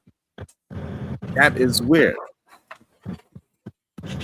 Thank y'all so much for checking up and holding themselves. Until we have to talk about it, I guess they said, oh, I guess they paying attention. Because Shadow wasn't the only person that said. We had multiple people hit me up and saying that, hey, this thing isn't working. Diva, you there?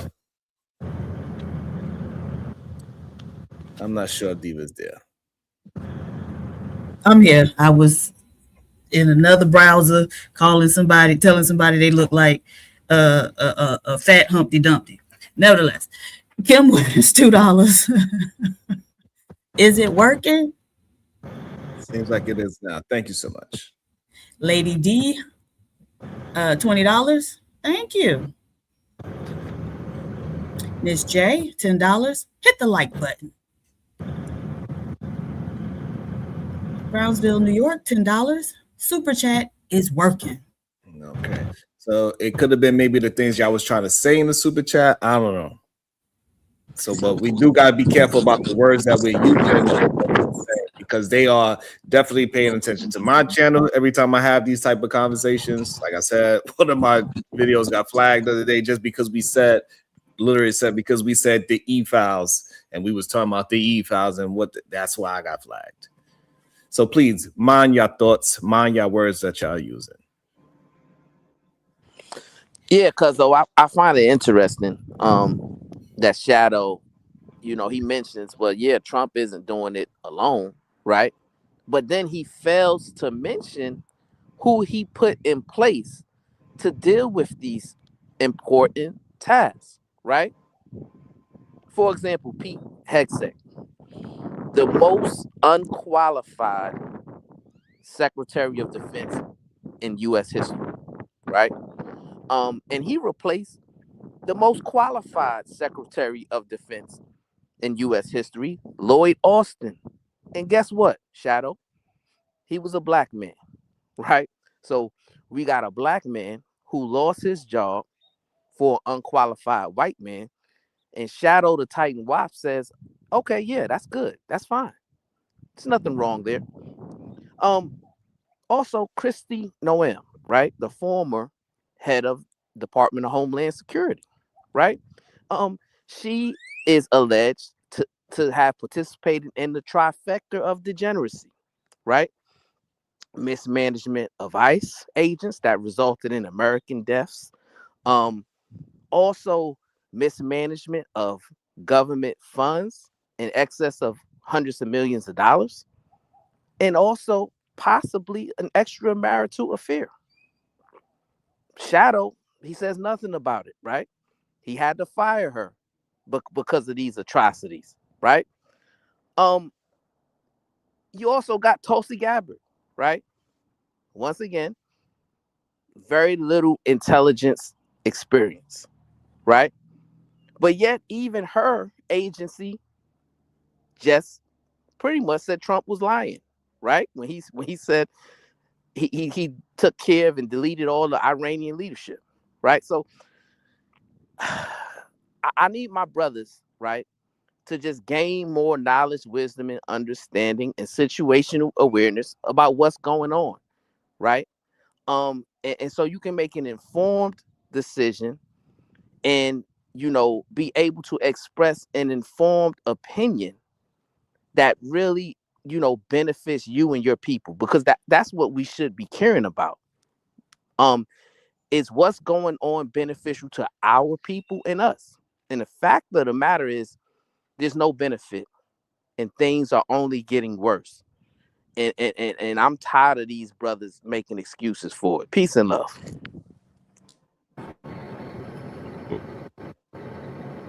If I could real quick, I would say I think what you're saying, Kane, is like, because homogeny is what we should be under. Like, I agree. Like, we should focus on our people and then, you know, go from there. But we are in America, right? It's a melting pot. Like, the American ideology, we've trained ourselves to believe like this is good and normal. So like we can't really be mad at like people who feel that way.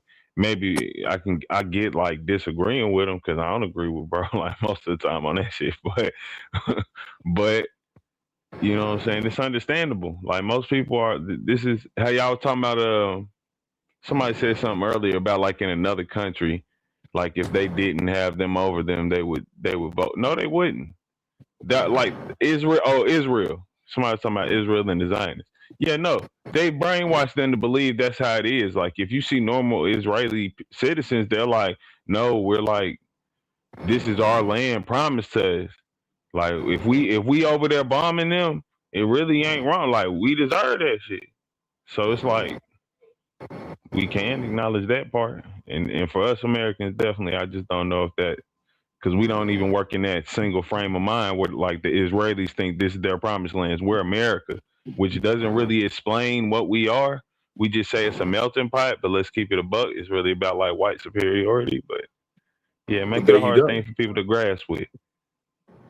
But that's it. That's the white supremacy equals Zionism, right? They are one and the same, right? Oh, yeah, they're hand to hand. Yeah. So when people, and like we were saying, the majority of the people, like you're saying, just by common sense, you know, probably the majority of people in Israel don't have those same views, right? But that's who's in power. Now we can maybe take from who's in power what they think, just like they probably take from us that everybody over here white supremacists, right? You know what I'm saying? Like, you know, but I think most people know that most places you go, the common people are just going to be normal people that want to go about their day and not be bothered and don't want to bother nobody. You know what I'm saying? Not based off of religion, color, creed, nothing like that, right? No, but I think it's a case of like slavery, right? Where we say like, I agree, most white people didn't own slaves, right? But the other 99% sit back and watched as it happened. You get what I'm saying? Yeah, and that's the thing about like, that's how we should apply looking at other shit. Like, and we can't admit ourselves in America. We can point out all these flaws. Like, I'm not against y'all saying these are people bad. I'm just saying like that's what's always been done. We have to take it like it's not gonna change by just saying that. but some of those things have to change inside of their own country. Just like with Iran, right? Whatever's going on in Iran, if the people don't like what's going on in Iran, the people of Iran are the ones who have to be the ones that change that, right? We shouldn't be going over there bombing to change their political persuasion or whatever. Agree. So, yeah, for sure. So same thing. Each one of those countries, and they have their sovereignty to do that. right? And we know that all these countries play around in everybody else's countries anyway on the spy tip and things like that, right? They're trying to get information on everybody. So that's the real war. That's going to go on regardless. And people use that for war as well, too. You can use it for information to protect yourself, or you can use it as a way of attacking somebody, too, right? Yeah, destroying others. Right. But I always want to, I remember this. It didn't happen in my lifetime, but I remember hearing this story. And, and I'm not a supporter of the Ayatollah, once again, because that's not my country. That's not it has nothing to do with me other than I believe that every country has its sovereignty. But when we had the hostage, when they took over the embassy when they took over the U.S. embassy, this was in Iran, and they had those American hostages. You remember who they released first? The women and the black folks. And I think it was Mike Wallace, and this was the Ayatollah, the one that they just murdered. They just moped here a couple weeks ago. And I think it was Mike Wallace on 60 Minutes. Asked Ayatollah why, and his from what I remember from the interview was like, the black people have their own struggle they have in their country. You know what I'm saying? Like it's something like that.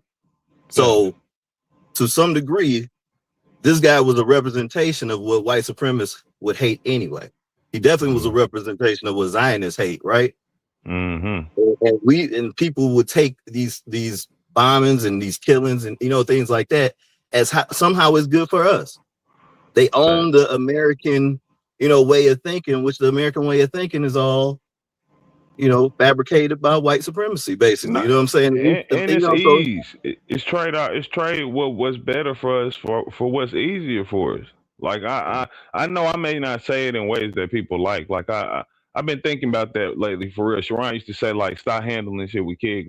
That's just me as a person. Like, I ain't gonna really beat around the bush with it, right? But, like, that's why I be talking like I do. Because at the end of the day, like I said, last week I was talking about how Israel and everybody up here, not even everybody, but a bunch of people was like, man, shut up, you sounding crazy.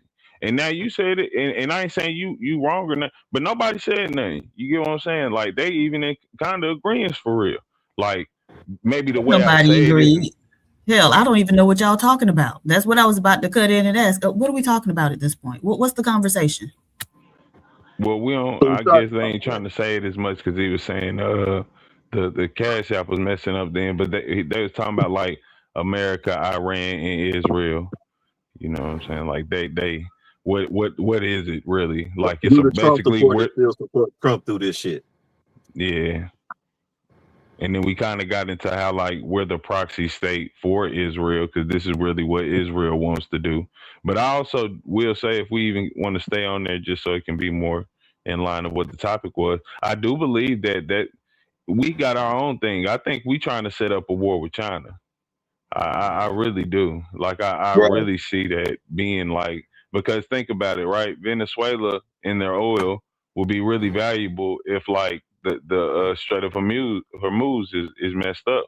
Like, that's gonna really kill China's oil. Like, that's their main oil where they get their oil from through. So even Iran itself. So like, yeah, they just cut off a real big component of that. Who cut it off? Huh? Who cut it off? Trump. How did he cut it off? Like by going to the war with, I ain't saying he cut it off, but I'm saying like I believe their actions to try to somewhat take control of it. Like what they did in Venezuela, but not in the same manner. You get what I'm saying? It's not like they just go in there and take the president, but Iran cut off Strait of Hormuz. Yeah, it's not America. I thought you were talking about down in Venezuela. Yeah, so no, I'm talking about how, like, what I'm saying, like we're trying to understand the correlation. It doesn't match up. So Iran is the one that is threatening the ships that go through. It used to be about like around 60 ships that go in and out through this the Hormuz Strait, and now it's only about like 6. And it's because Iran is threatening them. They threaten them so much that Trump is trying to give what's it called? Oh man, I'm drawing a blank. When he's trying to give the Navy to escort them in, so this way they can have a fair shake of getting through. So no, it's not Donald Trump trying to stop. No, why are they doing that? Because they're at war with America, right? Like that's what I'm saying. And they're also the main source of oil for China itself. Yeah, Like but you can't Iran blame. is. But regardless of that, you can't blame that on America. Is what I'm saying. Like to say that they No, gonna I'm use saying that like to go. because like you said, it's flanking and strategy with war, right? It's not just about like what I'm bombing and this, that. It's what my bombing leads to. We're playing chess here, right? So like again, it's just we're cutting off China's supply of main source of Right. That's oil, what I'm trying to get you to and we're understand. So harming we are possible not. allies So what for I'm saying is them. that you're not No. able. What I'm saying is that you're just not able to articulate it in a way where you can show where we are the ones that is doing that. I'm not saying that we're doing it. I'm saying like the things that we have done have led to these actions. Correct? We can agree on that, right? No. So they were just always been threatening people coming through the strait. No. All right, and they've done it because we started war with them, right? No, KT, the only way that they could strategically get back at America, right? By what Sharon said, like cutting off the ships, it raises the price of oil.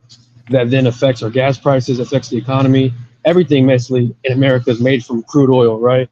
So it puts pressure on the Trump administration to leave or to end it quickly, so the prices get back down because midterms are coming up and the 2028 elections coming up, and if gas is $5 a gallon, $6 a gallon, if he's not getting back in office, and then whoever comes in will then remove the troops and they'll open back up and things will be back to normal.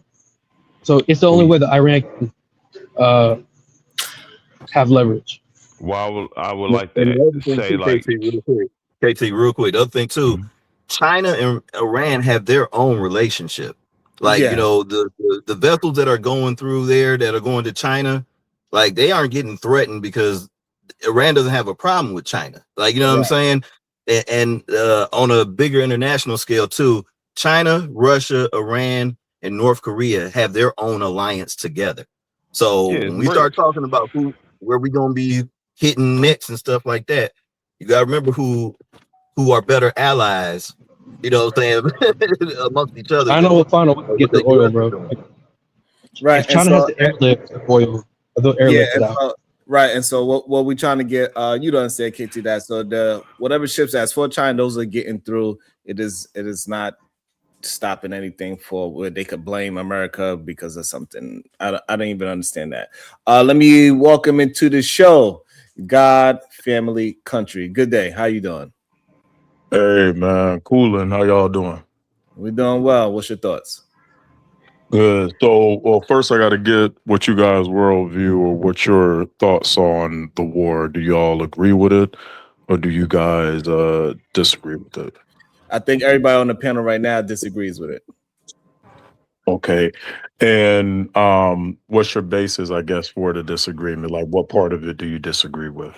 Sir, you can just tell us what you think without doing a survey of what we think. Ma'am, I'm trying to get your thoughts. I really don't have. I won't be able to juxtaposition my thoughts against yours until I know what you guys feel. You don't have to be So against we us. may have Right, you don't have to You don't have to juxtapose. be against us. You can just tell us what your you think. position. Oh, okay. I see what you mean. Well, for one, the people I really don't go by because we're in the United States. We really have no skin in the game when it comes to politics over there. But I look at the people of the country, and for the most part, the people are jubilant. They're extremely grateful. You have them showing that gratefulness here in the United States and then also in Iran. So obviously, even if you were to defect that it was a 50-50 split, 50 liked it, 50 didn't, it's still a very large percentage of the Iranian people who are for a regime change. So I don't know. That's why I wanted to know you guys' thought first, because you may not even care about what the populace of Iran thinks. Can you Well, provide us a the link first with problem. the source for that? Can you provide us a link with the source for that polling amongst Iranian people? Yeah. You could drop it in the back chat. Go ahead, cuz. Yeah, but the first part of your argument is also the issue, right? So, a regime change hasn't been successful, and according to the latest U.S. intelligence briefing, Iran's leadership remains largely intact with no jeopardy of a collapse anytime soon. So even number one, as far as what you support, is inaccurate and it's not happening.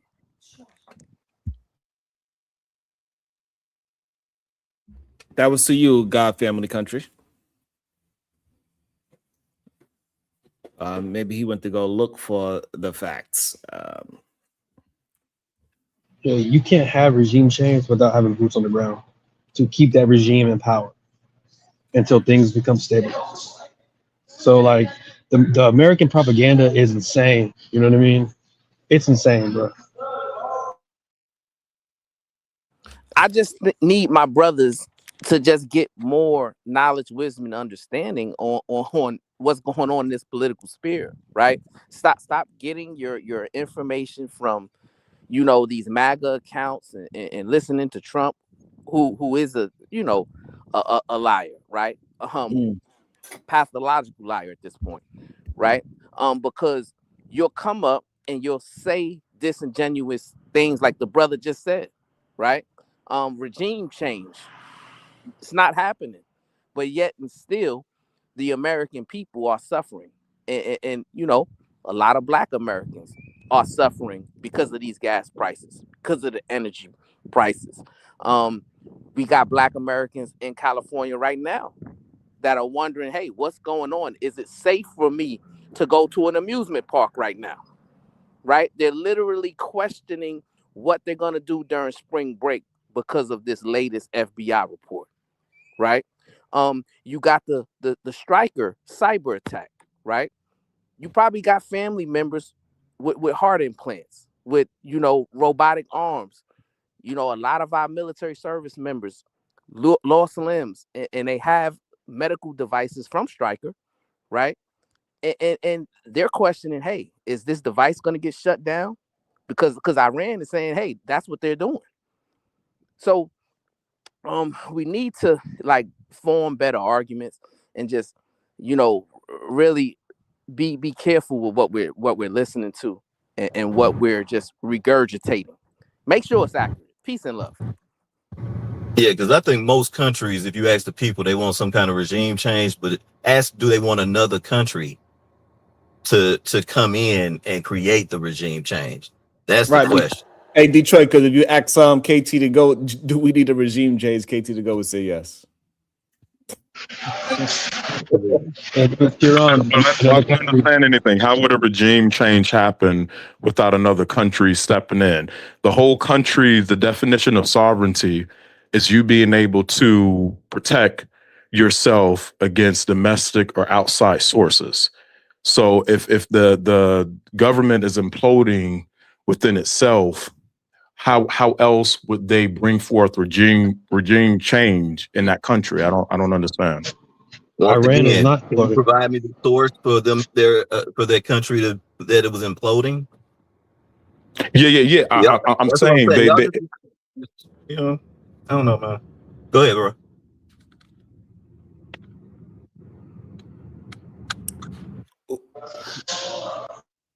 Go ahead. God, family, country. God, you could. Okay. Yeah. So I'm just saying it was a very oppressive Ayatollah. He wasn't a nice guy. He murdered 30,000 of his own people who were protesting against them. You know, about the brutality against women, the rape. They weren't allowed to do anything in that country. They had a monopoly on all of the resources, all of the power, and there were no opportunities to do much of anything. So the main people who were celebrating, you know, what's going on in Iran are the Iranian women. If you go and you look on YouTube, you look on Google, and any sources, you will see they are the main ones that are celebrating this. I haven't heard anyone that lives in that country so far that are blasting the Trump administration for what they did. You live in that country? I know people from the country. Yes, ma'am. No. I asked if you live in that country. Why do I have to live I'm there? asking a question, honey. You don't have to do anything. Matt, I'm literally just asking if you live there. Just answer it. Matt, okay. Well, it's a loaded question. No, I haven't. It's I haven't not. lived It's there. just asking, do you live there? I haven't lived there, ma'am. Okay, and I asked that question, sir, because you said you haven't heard anyone blasting it, right? And so if you don't live there, there's a great chance that you wouldn't hear anyone because you're not in a position to hear anyone, right? No, they have media okay. outlet. They have media Right. And outlets who everybody ain't report. on the media outlet, though. That's what I'm saying. And so if the rank and file people are complaining, you would never know if media outlets are how you have to get that information. How do you know the media outlets are not reporting it? No, I'm not saying that they aren't, but I'm saying there's a chance that even if they aren't, there are still people there blasting it, right? Everything isn't shown pretty sure on there the are. news. Everything isn't shown in the media, right? So even Okay. in America, when we look at the media, a lot of times what people in other countries see ain't exactly what's going on here. They're not telling I'm not everybody's gonna disagree with perspective. And so that was just my whole point. So unless you've lived Okay. there, saying I haven't heard anybody disagree with it doesn't really make a whole lot of sense. I mean the sample size. I would say the sample size, the majority of the people You that are don't there. really have a big sample size, sir. Yeah, That's he the just point. fall into the propaganda. Jesus Iran's Christ. internet has been cut off since the first day of the war. So Oh, how are you going to be okay, able to get? And we have Just no other propaganda? no other news outlets are there. The only one is the Iranian news outlet. CNN isn't there. Fox News hasn't sent people over So you there. But believe there's that? no You other believe news that? outlet. So hold on. You saying you believe that you saying CNN is reporting what the Iranian people feel and how they understand what's going on in their country? God, family, country. Are you there? It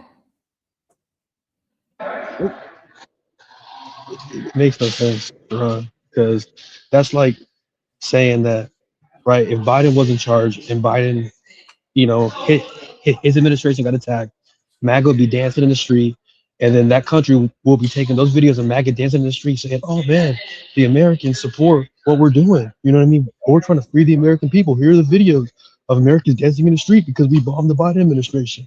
Like that's literally what, or that's the equivalent. All they gotta Majority. do is cool. All they gotta do is listen to anything KT to go say, see, it's Americans. They don't like America. You know what I'm saying? Like, yeah, you got that one person to say that. All right, cool, fine. But it's just not the nation saying that. You got to be able to show us that, hey, I was there and I'm seeing what the protest is saying versus the anti-protest, the people that's against it. You got to be able to check all those things out, right? And not just hey, propaganda is a powerful thing. This is why people like Jake Paul, I guess he's going to be in politics now. DEI right there, bro, at its finest. That shit is wild. Like, I have a question. Yes. So, we've been spending a lot of time talking about politics lately. And the purpose of politics is really to navigate, acquire, leverage, power, influence, and resources. And so we have these conversations, but so how do we because, okay, these people doing it. We could disagree all day. Ain't nobody asking us nothing. They doing it, and they doing it for a reason. And at the end of it, there's likely going to be an outcome where they are getting whatever it was they was going over there to get in the first place, right? So now they've acquired some type of resource or whatever. And, if they win and get what they want, there's also an acquisition of power on some level, right? And so I guess my question is, so how do we get some of that for ourselves? Because they're going to do it anyway. So y'all going to sit up here, rant and rave for weeks and months on end about it. They're going to do what they want to do. They're going to get what they want to get. And then we still going to be, right? And so y'all, Black people seem committed to this political thing. And I'm saying, do it to where it actually works for you, or you can at least get something out of it. Politics for politics' sake doesn't really make sense. Yeah, I apologize, everyone. Agree with My that. phone keeps going out. Absolutely. Anybody got an answer for PhD? Go ahead, Detroit. All Browns go. Yeah, so I've already suggested a solution how we need to, put ourselves in position to benefit from it, right? We have to raise our children to obtain these positions of influence and power within the American government so that we can get that trickle down effect from these occupations and things of that nature that's taking place, right? And that's the issue I have with KT, right? Because KT the GOAT would say, well, we just need to overthrow the government, which is nonsensical. He just comes across as a malcontent, right? But it's never a solution as to Diva's point that's going to be beneficial to our people. And I believe we have to, become participants of the system, and not only participants, but put ourselves in position to be the decision makers so that we can directly benefit from it. Yeah, I ain't gonna lie. Oh shit. KT is the one that gives the solution every time. I say there and say we should establish our own form of government afterwards. But again, what Kulu was saying, the brainwash, the American brainwash. This is why I pointed out earlier. Y'all so conflicted. You talking about what's best for your community, but then you want to talk American politics that are set up against your community and how we take advantage of it. As if we haven't already tried to, and we will continue to do so. I know we will. But it's just looking at anybody. I don't see how somebody sees somebody do the same things and actions for 100+ years, trying to correct things, and you're damn near arguing for the same things you were arguing from the beginning, just in a different way, and say, yeah, we could really shape this up well for ourselves. Again, like America is a melting pot. It's not built on homogeny. In honesty, it is, but they tell you it isn't. So there's the illusion of the freedom. I'm just saying, like, I prefer that we should, and I'm not saying they're saying it even has to be by ways of violence, because to be very honest and clear, if we were all like in unison of like, I don't know who said that earlier. I think it was the freedom dude, but he was saying like, the people, sovereignty, how sovereignty works. That's how I would like for America to work, for us to have our actual sovereignty. That's it. You say, okay. Well, you ain't gonna have your sovereignty unless like people leave you the hell alone. You know what I'm saying? Like unless they, treat you in a fair manner, or at least the rules that are in place are there to treat you in a fair manner, to make sure that nobody treats you unfairly. Let's say that. And people still gonna do whatever they want, but as long as you have the protection of the country that you've invested in, that you were born into, and you've been paying taxes into, and all this was promised to you. I think the biggest one thing for sure, people got to pay attention. People have to pay attention and get involved. People talk about politics, but and I'm not talking about, I am not out here canvassing or doing anything like that. But I do my research on my representatives. I do my research on my, whoever's coming up. And then I'm always looking for the right of reach and play. Like what is really like somebody trying to do when these people are trying to get in their positions. Politically, what we need to be doing, we've been doing it all these years, and I hope we don't stop what Black folks have been doing, is trying to let everybody know, like, all these things benefit all of y'all.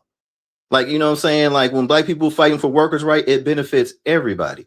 But you would have a segment of the population that even Black folks that fall into like this American way of thinking, like, as long as it's apple pie and this and that, as long as you act a certain way, you assimilate the right way, then the success is yours. And it shouldn't be that way. All right. So both KT and Detroit, do you have proof that if you go by the rules that they have in play, that it's not going to be beneficial to you? Man, it ain't no proof that Jesus real, but people believe it, right? Like, I can't sit there and lie and tell you I got the answers. That's never what I claim or act like. I'm just saying doing the things that we seen have already not helped us doesn't seem smarter than trying to do something else. That's why I've tried to give y'all things and y'all all disagree with it, right? Cool. I'm not against that. The thing I'm saying is, at least I'm trying to think of things that we could do after. Most of y'all are just like, we shouldn't even do that. And I'm just saying the system, listen, America at first with Liberty Bell, you know, the first White House in Philly and stuff, that was a different government. This one that we came up, that we're currently under, America as we know it, 1776, that was a group of white folks. And one of the first thing they did was said, y'all not humans. And if you But that's not answering the question. Because you really need to work on your communication skills. The proof is the fact that it's theirs and they control the rules of the system, right? So what we have seen is that when we leverage that system to our benefit and start to make progress, they just change the rules. That would be a better answer. Agree. Okay, so right, but you said all them words. Nah, look, you got no, I'm not done. I was I letting KT go. I was letting KT respond, and then I'm responding here. So as far as like, I understand where KT is coming from, because there has to be a system. Hold on, there has to be a system to replace this. Like, you know what I'm saying? No matter what, this isn't working. Like this system, the American system has been an honor system. How what part am I answering? How to? How's it not working? And all right, so well, look where we are right now. Okay, would you say that like the system has worked where no matter what, the price of gas for you is protected, or is in a good state? But we're not talking about that. I'm just saying, like, you know, these are things that we deal with day to day, right? So whatever has happened with our politics is led to our gas going up in price. Correct? Can we agree on that? Yeah, but that's affecting everybody. That is affecting everybody. Politics affects everybody, even though everybody don't be involved with it. Yeah, so when people understand, the problem is we're not talking about everybody. We're talking about our community. This is what the concept. This is what Diva started. You ain't gonna change this country without getting the majority of the country on board. So hey, black folks, that's the issue here. Like when we look at like the election, like the majority of black folks voted the other way. You know what I mean? So it was the rest of the country that thought they were going to gain something from this kind of bullshit in office.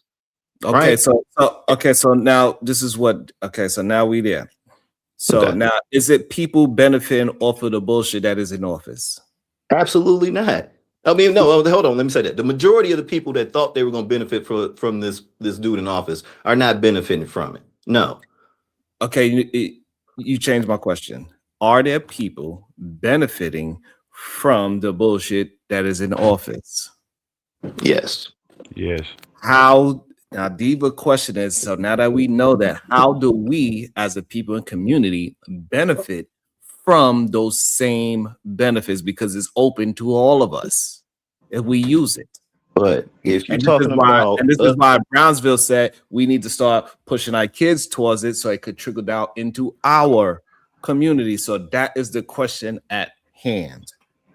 No, but when it starts the people that are benefiting, hold on, KT. The people who are benefiting right now, right? It's a small amount of people that are benefiting. The elites are the only ones that are benefiting from a war, right? Right. So unless you're talking about starting your own, if this was the black community and we were in charge right now, you're talking about us going and bombing Iran. We don't have to. Okay, so no. I don't know. I don't understand. Hold on. So what? I know where y'all going with this. No, you. I do. If you knew where we were outside of the dominant society's men, right? You can't seem to think outside of anything that they put in place, and so that's going to be your problem. If you need them to light the way for you, right?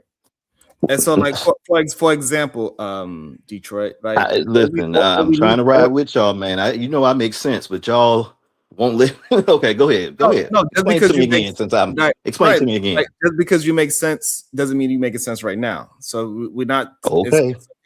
So what I'm saying is that like, how do we get? So like, this is kind of the things that Diva would be trying to point out and get us to critically think about. That's why she acts it the way how she acts. She don't want to give us the answer. She wants us to get to the answer. So how do we get a piece of this $225 million they spent on furniture? Yeah, we don't, because they literally not like when it comes to them seeing us as a community, the black community making the improvement or something in that lane. She said it earlier, they'll change up the rules. That's fine. You want a part of something that's wrong. Okay, so it doesn't matter if they change the rules, because you want a part of something that's wrong. As long as we move with the rules, you want a piece of something that's wrong. That's what you're asking for. It was wrong to buy all that furniture and crab legs and all that stuff, right? To who? But you want a piece of what was wrong. Yes, because it would benefit us. Yes, if you want, you could call it wrong all you want. Okay, I don't know Okay. why you calling it wrong. You talking about them using funds illicitly, and how can we get a piece of that? Is it Now, if you illegal? want to explain a piece of that differently than what they were doing, you can say that you would use that $200 million for something different, right? Would you, No, or would you use it on furniture like they did? I will use it on furniture like they did. Then you just want to be, you know what I'm saying? You want to be flagrant like them. I'm Then not you trying to aren't be fit for flagrant. power. You aren't fit for leadership. Literally, So we no. would need to make sure that No, people like you didn't get voted in office. No, the problem is that we need to understand why that money is being spent that way, and how you could become the furniture store. Yeah, Bro. we already do it. Yeah, that's what you be So talking you just want the against in the contract. So you want to have the government contract for the furniture, and then your business makes the money. Your individual business, when that probably could have been vetted correctly and went out to maybe Or another thousands of black different, or black hundreds man of different All right, furniture so now companies. all right, so now can you show me where that 220 million went somewhere else? What do you mean went somewhere else, Sharon? That 220 million on furniture is going to move regardless. Are we in agreement to that? It wouldn't move like that if you didn't have a budget so high, right? If the DOJ Incorrect. or if you were Incorrect. allocating the money that you were for your budget correctly, right? No, incorrect. You are incorrect. Every Or if person that gets in office, guess what they do? They go get a brand new office and they get new furniture. Not $250 million worth of furniture, my friend. You know how They big the don't take that Pentagon much is? furniture. Say what now? You know how big the Pentagon is? That you talking about they change the furniture out at the Pentagon every year? I don't know how What are often y'all they do talking it, about, man? but Like it's $250 huge. million in furniture is a lot of freaking furniture. Okay, and You so know, why are we getting hung up on that? The point because is, that was the no, example the that Sharon point gave me. is, how do we leverage all this politicking y'all be thinking y'all doing to our advantage, right? And so you so caught up and committed to that other party, but they was doing the same thing. We seeing now how they was allowing people to just get over here, go straight to the DMV, and they was handing out licenses to them, taking them right down to the trucking employers and putting them behind the wheel of a truck, right? That ain't all. Everybody's doing it. And so the point is, you sitting up here wanting to do all this politicking and gangbang for all these people, or we were spending all this time talking about it. Okay, so how do you benefit from it? The point of politicking ain't just to be talking about other people's issues and what they doing. Right. You're supposed to be getting something for yourself out of it. And we cannot talk about raising our kids when we letting them educate our children. So let me ask you Okay, this now you're question. changing the subject to education, I was which I don't addressing that to trust Brownsville education because anyway. he was the one who brought up we got to teach our kids, but you turning your kids over to them to educate. And so you're not going to be teaching your kids those things. So let me Well, how ask you gonna this teach question. them differently when you tell them that how we can get along just like these illicit motherfuckers is getting along? Everybody's You illicit, teaching them baby. to, you teach them You to have act your like the eyes things that we open. You complaining pay so against. much attention to politics, but you don't see that everybody is illicit Doing except it. you. Right. Everybody's doing it. It is a part of Y'all not paying enough attention to hold on. You're not paying enough attention to politics to figure out which ones are flagrant. And then you react All of after they them. do That's the shit and nature of the game of politics. Detroit, if who the is people don't pay the Detroit, damn attention, it is. You're right. That's what who they is the want you to do, main- not pay fucking attention. And you so Detroit- jaded about politics that you'll turn your blind eye to it and just like, how can I just personally benefit from it? When politics is supposed to work for everybody if it's done correctly. But if you don't pick nobody correctly, or if you jaded about it, your eyes ain't gonna be able to see it anyway. Okay, so okay, hold on, KT. How are you benefiting off of politics, Detroit? So we can have an understanding. So this way, I don't believe that. Besides, like making sure that, like my sovereignty, making sure that my rights aren't violated, that my freedoms aren't taken away, like that's and that I have the rights and the freedom to do what I need to do to take care of my family and everybody else around me has the same ability to do that. That's what politics is supposed, at its core, do. Now you talking about putting money in your pocket? Hold on. Are you saying that we do not have the right to do those things? You have the right to do those things. But Okay, I would so say that your right, hold on, your right hold can be on, infringed hold on on. even if you have the right, Sharon. Your rights can be infringed on even if you have the right. What does that mean? That means that even though you have the right to peacefully assemble or protest, that somebody still can take that right away from you. No, they Right? can't. We've seen that No, in no, they I'm just cannot. giving an example. Hold on. But you saying that no, they cannot take it away from you. If they kill you while you protesting, didn't they take your right away from you? No. Come, what the hell, dog? Like that, this shit don't make no damn sense. Right. You know, that shit don't make no sense, bro. I don't You understand know, how you I'm don't, just how trying you to don't figure out understand why you would think that. because you still have the right, even though you are dead. You still have the right. I don't How you understand protesting if you dead? Your first right is life, liberty, how and you in the gonna pursuit of right. happiness, right? I mean, your life is gone. Your human Right, right but is gone. you understand that's not a real argument. I'm just giving you an example of a No, right but I'm trying to because get you you to asked me for an example of a right. get you to understand. You still have the right. Even somebody impede, they make it difficult. Whatever the case they try to do to impede on it, you still have it. It's never taken away from you. But it can be infringed on, correct? No, bro. What the hell, man? Like, do you understand what I said? What infringement means? It means that people are pushing against your right, trying to lessen it. Like, you how? understand that? Okay, so no, I do not understand. Okay, the workers' No right. matter So what, if a so no matter so what, if a hold on. no matter what a cop do to me, he cannot take away my right. No matter what he does. And for some reason, you can't understand that. You No, think because because it doesn't make no. I can't understand it, Sharon, dog. Hold on. Keep in mind. Hold on. Go ahead. The problem is you think because I have my sign out there and some officer say, hey, you can't do that. That means he's infringing on me.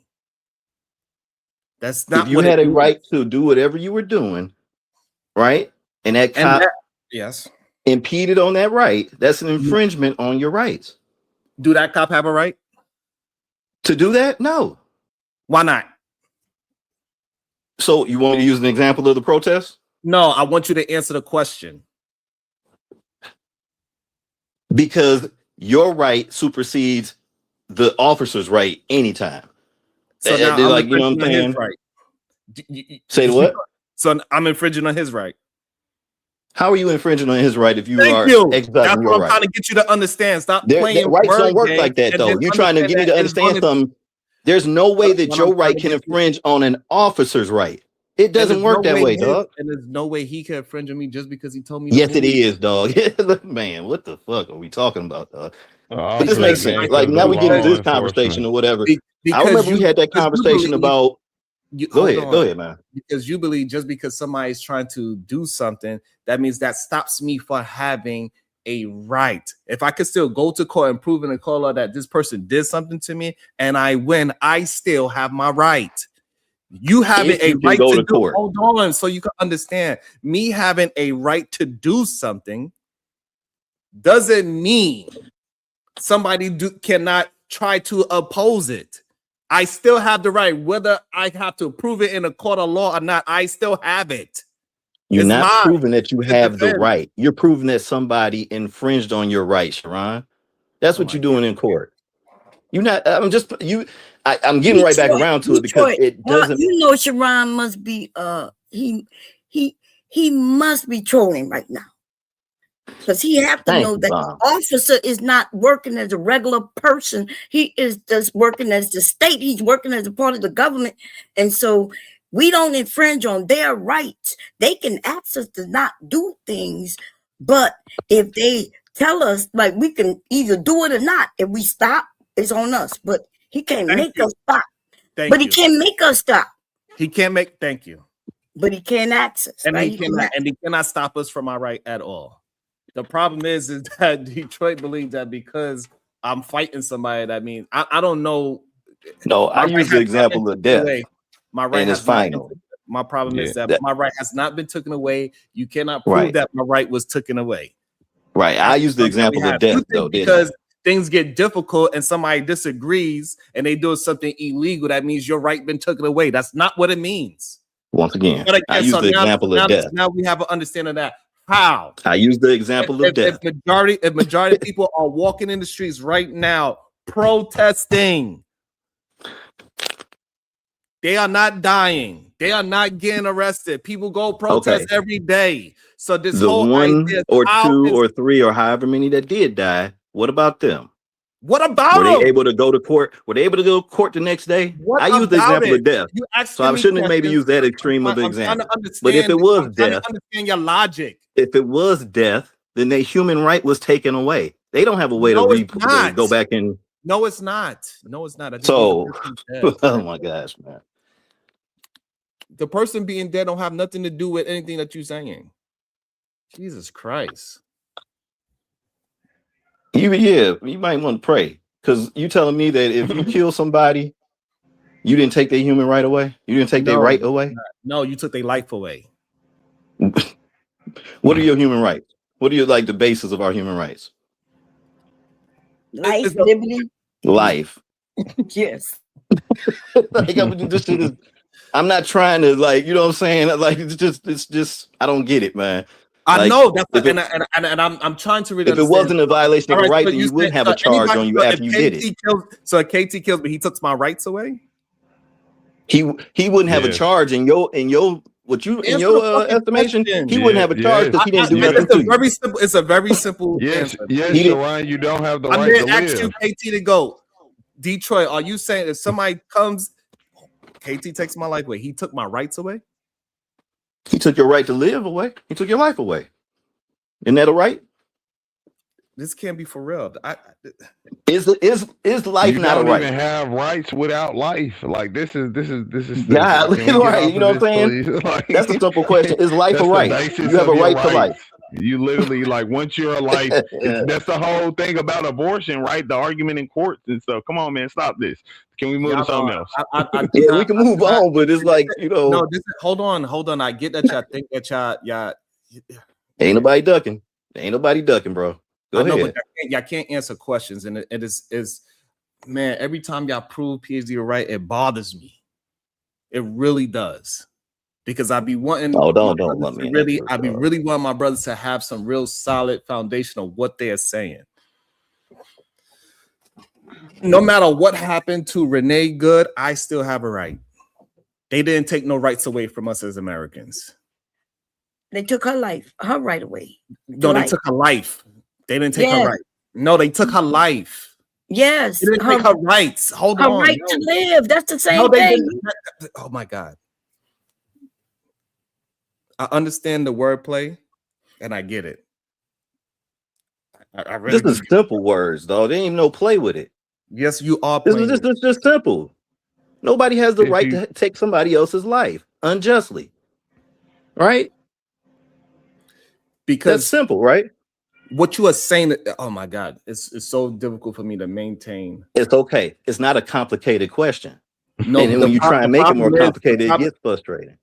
Yes, because you're not making sense of what you are saying. Bro. When do your rights start? At birth.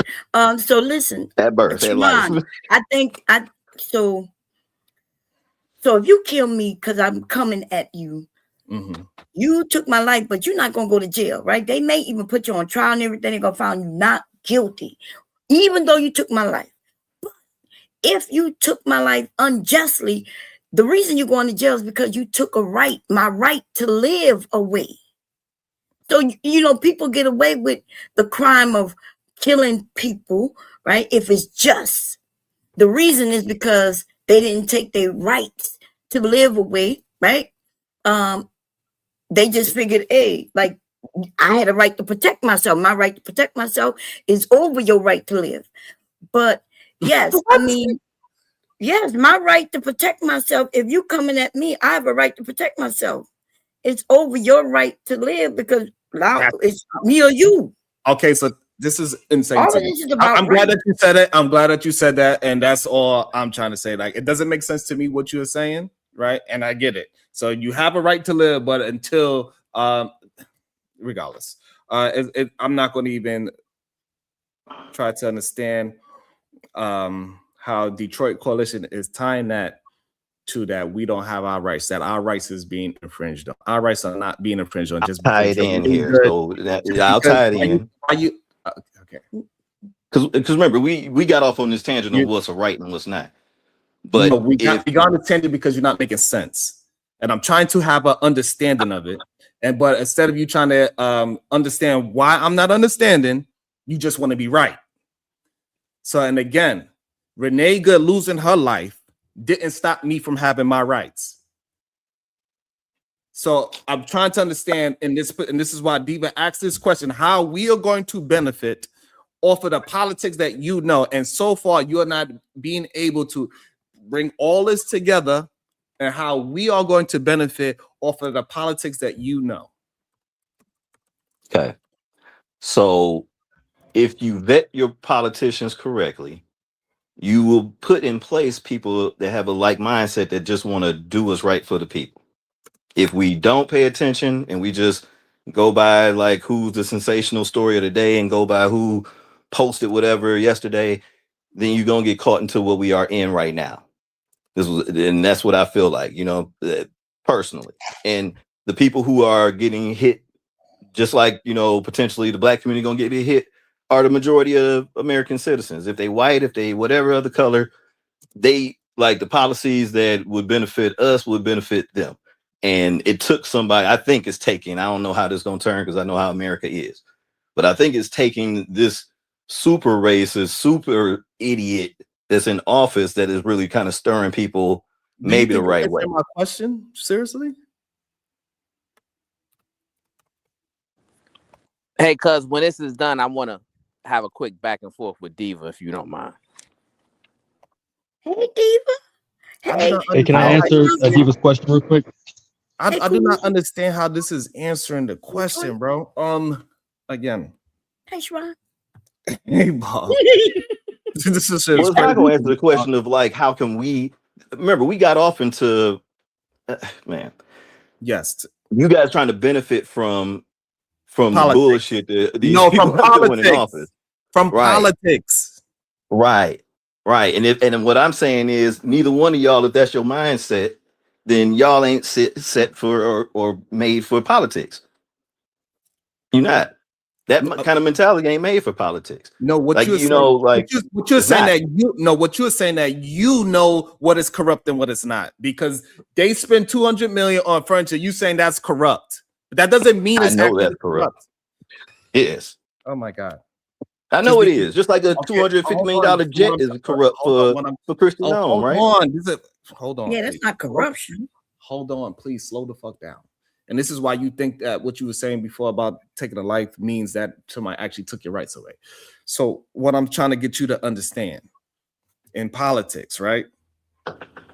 For example, they spend $225 million on furniture. What is corrupt about that? Once again, answer the question, please. Because I believe that 200. Oh, you want to go down the rest of that list that you put up there too? Yes, because if that's anything, yeah. So if that's right, so that whole list with the lobster tails and all this, if you see all that, and then add on the furniture, right? Yeah, that's a lot of motherfucking money for furniture, dog. Like I've been in that industry before. You know, I worked at a big company that like. Tell me. That's a lot. That's $250 million in furniture. Meaning you replaced every piece of furniture in the Pentagon. Understand? And that didn't need to happen. Hold on. Do you believe the argument that is a lot of money or is not a lot of money? That's a lot of money on furniture. I know that's a lot of money. Do you think the conversation that we are having is about how much money it was? No, it's about how we can get a piece of that.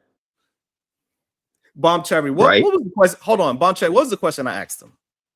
You asked him why that's corruption. Spending that amount of money on furniture is corruption. Thank you. So can you please answer? Right, and I said I know that is a lot of money on furniture. I know it is. You know, from my industry experience. How that equates to corruption though? Because if they got the right to spend that on furniture. Have you ever been in Pentagon? Because I have. And they ain't using no cheap ass furniture. And it's large, it's huge, it's big. Like so, it would only be corruption if they lied to us about it. If they lied to the people about it, then that would be corruption. But if they spend that amount of money, it's not corruption. Okay, so if I left it just as one bill for furniture, you would say that. But when you stack it on everything else that was on that list, right? The lobster tails, the crab, the ribeyes, and all the other stuff that was on there. Can I then, is it wrong for me to infer that there's some illicit behavior going on, especially being that I have worked in the furniture industry and I know that that's a lot of fucking furniture? We still trying to understand. Nobody's arguing that there's a lot of furniture. Okay. But you're saying okay, but that's not the conversation is about corruption because you're trying to make it seem like right. But remember what we started on was Diva's question, which was how can we benefit from it? And I got to the point where I told y'all if you're trying to benefit from it, then you're part of the corruption. Thank you. Huh? So now, how is it corruption? I don't know why this is so difficult. Okay.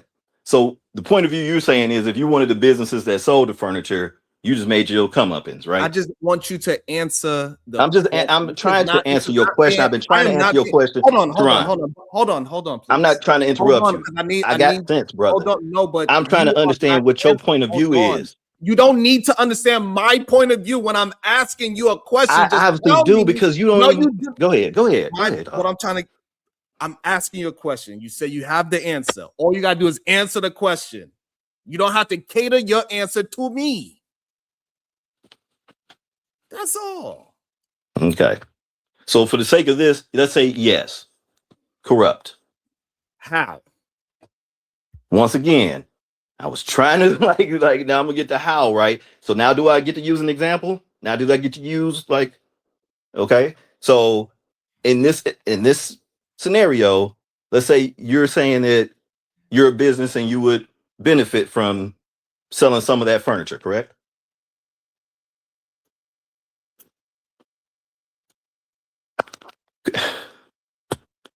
You don't want to answer that? I mean, in that scenario, if you are getting, now we go further, if you're getting like these contracts like that commercial contract was, right? Then we'll see. But it would lead me to believe that it probably is because I've seen each member of this administration do some bullshit. Right? So you're taking it in just this one. Would it be corruption if we are the business who sold the furniture and right? And they bought the furniture at that price? Would we be it would be corruption if you weren't, you're probably going to keep the proceeds, but it would be corruption if you weren't vetted for it, or if you were a friend of the administration, or if, it was some kind of quid pro quo going on or something like that. So yeah, it could be. I can't say definitely because we just got this list the other day, but all that stuff don't line up to be above board. Like, I mean, you telling me you looking at that list and it looks like it's above board? I didn't even see the list. I don't know what we're talking about. This is crab legs, lobster tails, furniture. I don't understand. This is not a trick question. I answered your question 3 ways. I know you just did, but yo, man, this really bothers my brain sometimes when we cannot just answer things. I'll just tell you like this, man. I don't like grifters at all. And if you were floating around Hexel space and were a beneficiary of any of that stuff, yeah, I'm probably gonna think you corrupt as a corporation. I am. Yeah, but you're not explaining. Okay.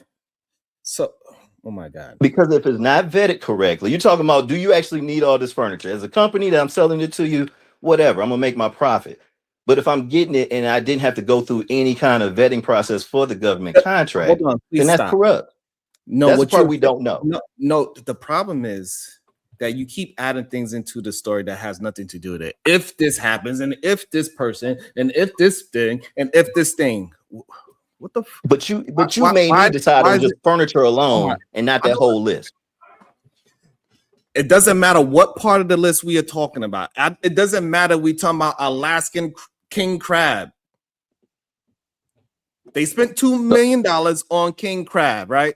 Okay, so now shouldn't we, people that is into politics, figure out how the hell we are going to sell the government king crabs? Yeah, I'm trying to. That's what I'm trying to understand. Why is that so difficult for you to understand? This is what Diva's talking about. It's saying, like, how do we benefit our community off of politics? We know they're spending $2 million on king crabs. Right. Why are you saying now that because they spend it on crabs that is corruption? Is what I'm trying to get to understanding, because we understand that people that work in these offices, they are not spending their own money for these parties and banquets and dining out and all these other things that it takes to run the country. So I don't know why we're trying to act like as if it is something brand new that they are spending a tremendous amount of money on food and furniture. This is not something new. It's always been the government is the biggest employers in America. These are purchases that are legal according to the Constitution, whatever. Yeah, but it's waste of the funds. Thank you. Like we know, say it it's again. wasting funds. Like he's literally, I mean, he knows it. They don't say Listen, you can say it's wasteful. You can say that, but listen, you can say it's wasteful. You can say it's wasteful, but that doesn't equate corruption, though. If we talk, no, but if we're talking about how like nobody's gonna know if it's corruption yet until we like. If I just looked at that list, right? My first thought isn't thinking, "Oh, that's not corrupt." You know what I'm saying? Like, you know what I'm saying? That's not my first thought. Now you want to come up with these ways where it's not corrupt, and one way you can do that is by saying, "How could we benefit from it?" What I'm saying is, if you are the contractor and you done made all the money off of this, right? Like, I don't know if it's corrupt or not. I know that HESF, I believe, is corrupt as shit. That list that they have, that's a lie. I believe that's a lie. If I'm wrong in that, you know, somebody else want to come up with some estimates of how much it would cost, let me know. No, it's expensive. But this is not new. I mean, I know, and I know that a toilet seat for the government, you know, they was talking about it was hundreds of thousands of dollars. But anyway, it's only corruption if we prove that it's corruption. You can't say it's corruption and then say, well, I'm not sure. I mean, whether it is or isn't. The way right shows now. the corruption, and I guess we'll have to get deeper and start looking at who exactly are these crab companies that they're buying the legs from, right? Because these are probably businesses that their family members or friends or some political party. We don't know that, but okay. Hold on. I know, and we will have to take the time to look into that. Please tell me why we are not able to understand that Diva is asking, you know, all of this politics about, hey, this person's family member sold $2 million worth of crab. You more concerned about being righteous and say, hey, how do we get a piece of the $2 million for our community? That is the issue that you're trying to. This is the problem that we keep having. How you knowing these things about politics is going to benefit us as a people. Let me say this. If you knowing enemy, that's I'm gonna say this and check out. Because it seems like go ahead. Thank you. I don't care what it seems like. I'm asking you something very direct. I don't give a damn what you think I seem like. I'm telling you for real. It's something about my political views that keep popping up. I'm not trying to make it I'm right. I'm not trying to do that. That's not what I do. I always try and bring shit together. So I'd heard that a couple times out your mouth. So I'm figuring that you're talking about me and I'm trying to be right on politics all the time. What I try not to be is wrong, though. And what I'm saying is I can't tell corruption. You can't tell that it's not corruption. So it's a moot question unless we are investigating further. My first look at that list, I would say that that's corruption. Fine, perfect. So now why are we not figuring out ways to benefit off the politics? Once again, if you don't have the right people in office, Black people ain't gonna benefit off of none of this. Because I guarantee that the majority of them contracts did not go to some Black folks, right? Okay. And who knows? Just stop. Bear with me. Stop. I got a guy that's a white supremacist that got all this shit paid for the Pentagon and shit. Can you not hear you want me to say that he would have hired some Black companies? Can you hear me? Yeah, we can hear you, Sean. You know about politics, correct? To y'all, whatever. Yeah. I'm asking you. Yeah. That's never been my claim to fame. You telling me this shit. You know what I'm saying? Like, so hold on. Just ask me a question. That's it. Yeah. That's it. I don't understand why I'm asking you something. You can answer however you feel like it. I just did. Go ahead. Do you know about politics? Yes. How do you benefit off of politics? By making sure that the right people are in office to protect our rights and our privileges, let's say. I don't think that's the question. You're not answering particularly. Because I don't know what he's no, asking. But he's saying, okay, like, you're saying, and I will even claim that I know about politics, right? But the question is, yes, with the knowledge that we have, how do we make that benefit for us and our community? Well, we have to make am I right, Sharon? Is that what you're asking? Yes, that's it. That's it. We have to make a lot of immoral corrupt, decisions. even if you know that they corrupt, how do you make that work for you? Is I guess. I mean, we should. Like that's what I'm saying. Are we about community improvement or? No, look, we're about if we're gonna benefit our community, we need to know how to work. Y'all are overcomplicating it. KT in Detroit, y'all are overcomplicating. No, I can explain to y'all how politically I got grants in it, because that will be something how politics has worked in my benefits while I've gained grants. So they and are things giving of that black nature, people. right? They are giving black people But no, shit. that's why I understand it works for you personally and not as a community. Yeah, that's why I know it works for us personally and not as a community. The white it helps people some. It don't help most of us. The elites are a small group, right? They don't even want to let other whites in there, let alone a wide you group of just black admitted people. you got grants, and I know other black people. We gotta apply for them. We need to know that they're there, but Yeah, not that only doesn't know help that the they're there, community. we gotta That's apply what I'm for saying. them.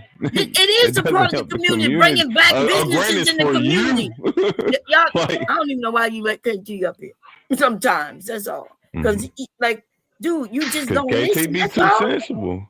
I understand. So Brownsville mentioned it earlier, right? Digest, I guess, but Brownsville mentioned that before Pete had said there was a black man that was in that position, right?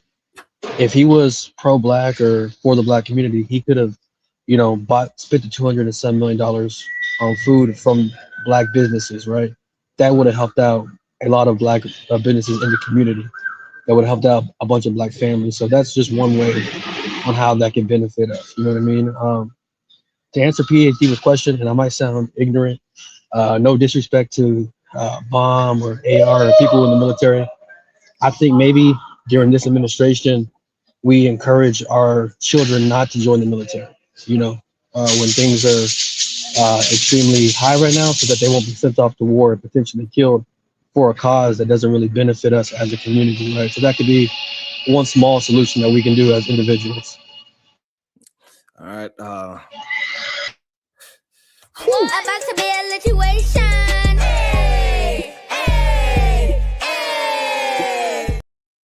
You there, Diva? Oh, yes, sir. All right. Conversations with MJ. 50 ball. Buying expensive furniture is not corruption. It can be used as a sign of corruption, or it can be deemed frivolous spending. We need to learn real politic and unlearn prioritizing ideology into politics to govern massive of diverse individuals, right? And I don't know why that was so. Can I say this, Ron? I agree with MJ 100%, because if we start saying something that we can't prove, the people who watching and don't know who to believe, they won't believe us neither. And so that's why it's important that we break down these conversations, right? And just stick to what we do know. And then if some other information comes out, we can have that discussion at that time. Yes. Instead of just saying it's overspending. What like the conversation of politics, we need to learn how to make it beneficial to us. Right. That is what the question to what Deepa is saying. And so therefore, if we can get more people to make politics beneficial to them, it will be beneficial to certain communities as well, right? Because if it's beneficial to me and I'm community based, then guess what I just did? I'm going to do something that's going to benefit my community. If I could get a grant for my community, if I could get welfare for my community, if I could get a loan for my community, if I could get $2 million in crabs and now I'm spending that $2 million within my community, all of this, I do not understand for the life of me. While my two brothers, KT and Detroit, are not understanding where the conversation is going. And it's frustrating when I ask you a question and then you try to say, what am I basing my question on? Just answer the question so we can talk. Okay. The reason why I asked you to base your question is because I have answered your question a couple times here, but we got into the rights debate. My first answer to you was your rights and your freedoms is what you get from the benefits of politics. And then we got off into that, what's a right and this and that kind of thing. So, yeah. But the purpose of politics ain't about rights and freedoms, right? It's about influence. It's about resources. It's about power. And so you focus on the wrong shit. No, politicians are that. No, I'm just saying. No. That's what politics is. Even when you go into your organization at work, when people are playing politics at work, they are trying to what? Get promotions, get more money, that type of thing. And so that's the purpose. What? The key word there you said was the people in them organizations. So it ain't everybody in the organization, right? But it be those. I can't say it's everybody in your organization. If you don't play politics, then you are disadvantaged. You obviously don't know shit about how organizations work. If you do not play politics, you will be disadvantaged, right? So for a very long time, I used to work in the federal government. Now, up until a certain point, you can promote on just your skills and that type of thing. But once you get to, and we see, because when I first got into the government, I went to a military convention, and a black man came over and asked me to, because we were researchers. He was saying, oh, well, can y'all look into why you don't see black people past a certain level in the federal government, right? So up until GS-14, you will see a bunch of black people. But it stopped at 14. And I literally witnessed this with a coworker of mine. But anyways, so why aren't there as many or enough black people at the GS-15 level, which is the highest level you can compete at, right? Or the SES level, which is when you get appointed or whatever. And so, no, baby, it's all about politics. Politics is how you acquire power and resources. And the problem is a lot of black men don't understand power, and you certainly don't understand politics. And also, before y'all jump in, I just want to announce this. This is what, man, Diva, you get on my damn nerves because every time you keep pulling this shit out of these men and making me look stupid as hell because I be believing in them. But shout out to the Stockton Vice Mayor Jason Lee. He has a foundation called Hollywood Cares. You know what he just was able to do, Diva? What's that? He was able to get awarded $12.4 million for a health facility for a Stockton Youth Center. So that is how politics give you power and help your community. They gave him $12 million for a youth center in his community that he was born and raised in. That was grant money, right? That's how they give you the money. Was that grant money? That's how they give you the money. I was just making, so without some kind of politics, right? It wouldn't have been no grant, right? Huh? I ain't never seen a group of men who advocate for being the leaders and decision makers always hollering about where the women at.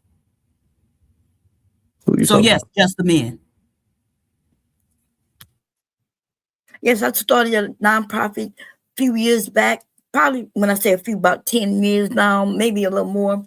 And we got grant money in order to create something in our community, right?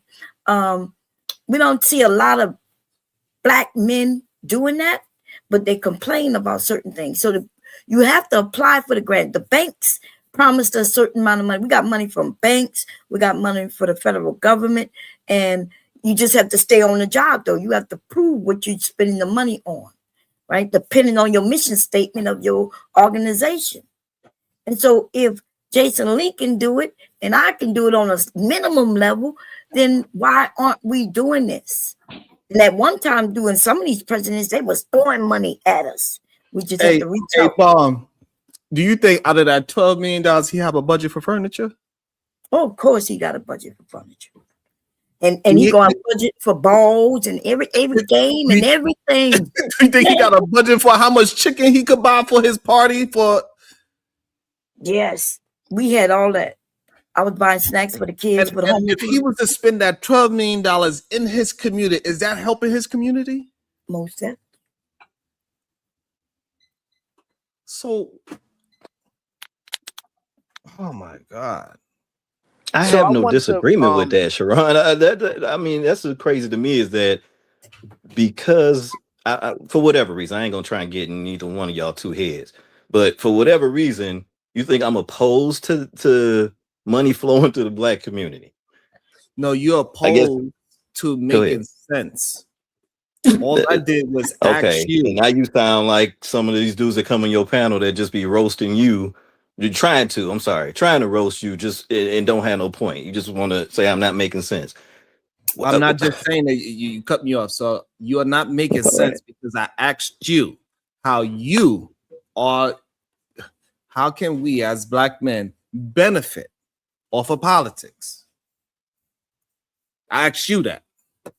And what you did not do was explain to me how your knowledge of politics, you can benefit people or your community or even yourself. Okay. That's what you failed to do. And I just gave you an example of somebody else that used politics, got himself elected number one. And then now also after he got elected, he helped himself get elected by using the people to vote him in. And then he's able to get a $12.4 million award for his community that he grew up in. So that is me giving examples of how if you know about politics, you can make it beneficial to you and your community, which you have failed to do within this conversation just now. So this is not me throwing shit at you and making jokes. I'm giving you what happened and explaining why you felt that explaining. Okay. So if I support policies or support politicians that would provide more funding to public schools, is that me using politics to benefit my community? No. Okay. You know, it sounds like you saying vote people in, but what if these people you vote in don't do their part? And so that part I've never disagreed with. I don't believe in keeping nobody in office if they're not doing what they're supposed to do. No. But if Sharon asks you, how can you benefit? You then can't say, well, I'm gonna vote him in and make and hope that he do it. You see what I'm saying? Like he asks, how can you or even our community? What can we do to benefit from politics? Oh, right now, okay. Anytime. Thank you, Bob. You know what I mean? And thank you, Bob. Okay. So while you think about it, Detroit. I got it. Start a business. Because I know that this administration definitely has lowered I guess requirements to start businesses and stuff like that. They want, if you're gonna start a business, start it now, because I know as far as like watchdog groups, if you want to start an oil company right now, if you got the money for it and got the source for it, start it, because this administration is definitely wanting you to do whatever. You can these businesses are getting away with a whole bunch of stuff. So if you're talking about in that instance, yeah, that's how you would benefit off of politics right now. How? Right. Okay, so I go ahead and start a business. You could go ahead and read my book, How to Start a Company. And before I pass it to MJ, all right, so now you read the book, you go ahead and you start your company. How are you going to benefit off of that? I don't have an answer. Okay. Yo, cuz I'm after MJ. Welcome to the show. MJ, how you doing? Thank you for releasing my You're a hot mess. Well, hello everyone. Yeah, I just came up here. I wanted you to Google Realpolitik with a K, so people can understand what type of politics we've been dealing with since the 19th century. Because it's like miseducation or misinformation about ideologies always governing or prioritizing our politics in this country. That's not correct. You can't do that. In fact, the reason why our country is looking the way that it is now is because ideology has been put to the forefront. So if you can just like show that definition to the people, they'll understand how we've been actually really moving, or how we were supposed to be moving since the early 19th century.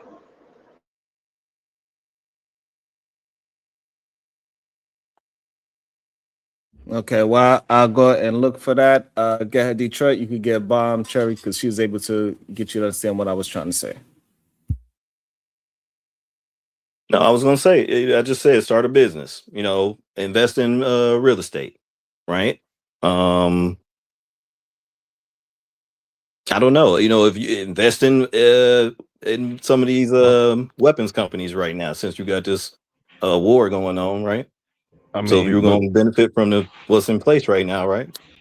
Can I ask it? I don't know if you're asking questions or you giving answers. I don't even know at this point. I'm giving answers, but I already gave an answer with start a business. You're asking questions. I don't know. Maybe this I is already gave an answer of start a business.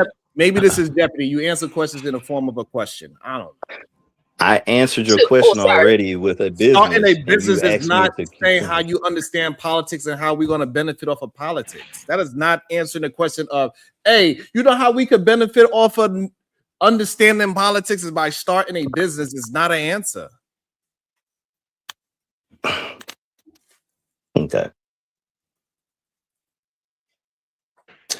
Yeah, I don't know, man. I don't know, Sharon, man. I don't know what you want. Well, I don't know. I don't get it, man. You know what I'm saying? What he's saying, remember, Detroit, you say you know politics, right? Which I agree. It's a lot. He asked me, no. Let me clarify that too. He asked me basically, do I or do I not? So if I'm supposed to say I don't know politics when I have brought up political things already in here that nobody has shot down as false, right? No. So it's not that I'm not. Listen, go ahead. If he I ain't calling myself no expert or nothing. That's that. No, man we know that. It's okay. It's okay. Okay. But when so I think what happens on YouTube, when people ask questions, I think some people think people expect us to answer a certain way. So all he did was ask you a question, and I do think you know about politics.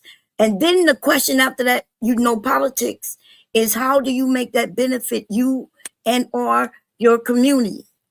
And so starting businesses don't work with the politics.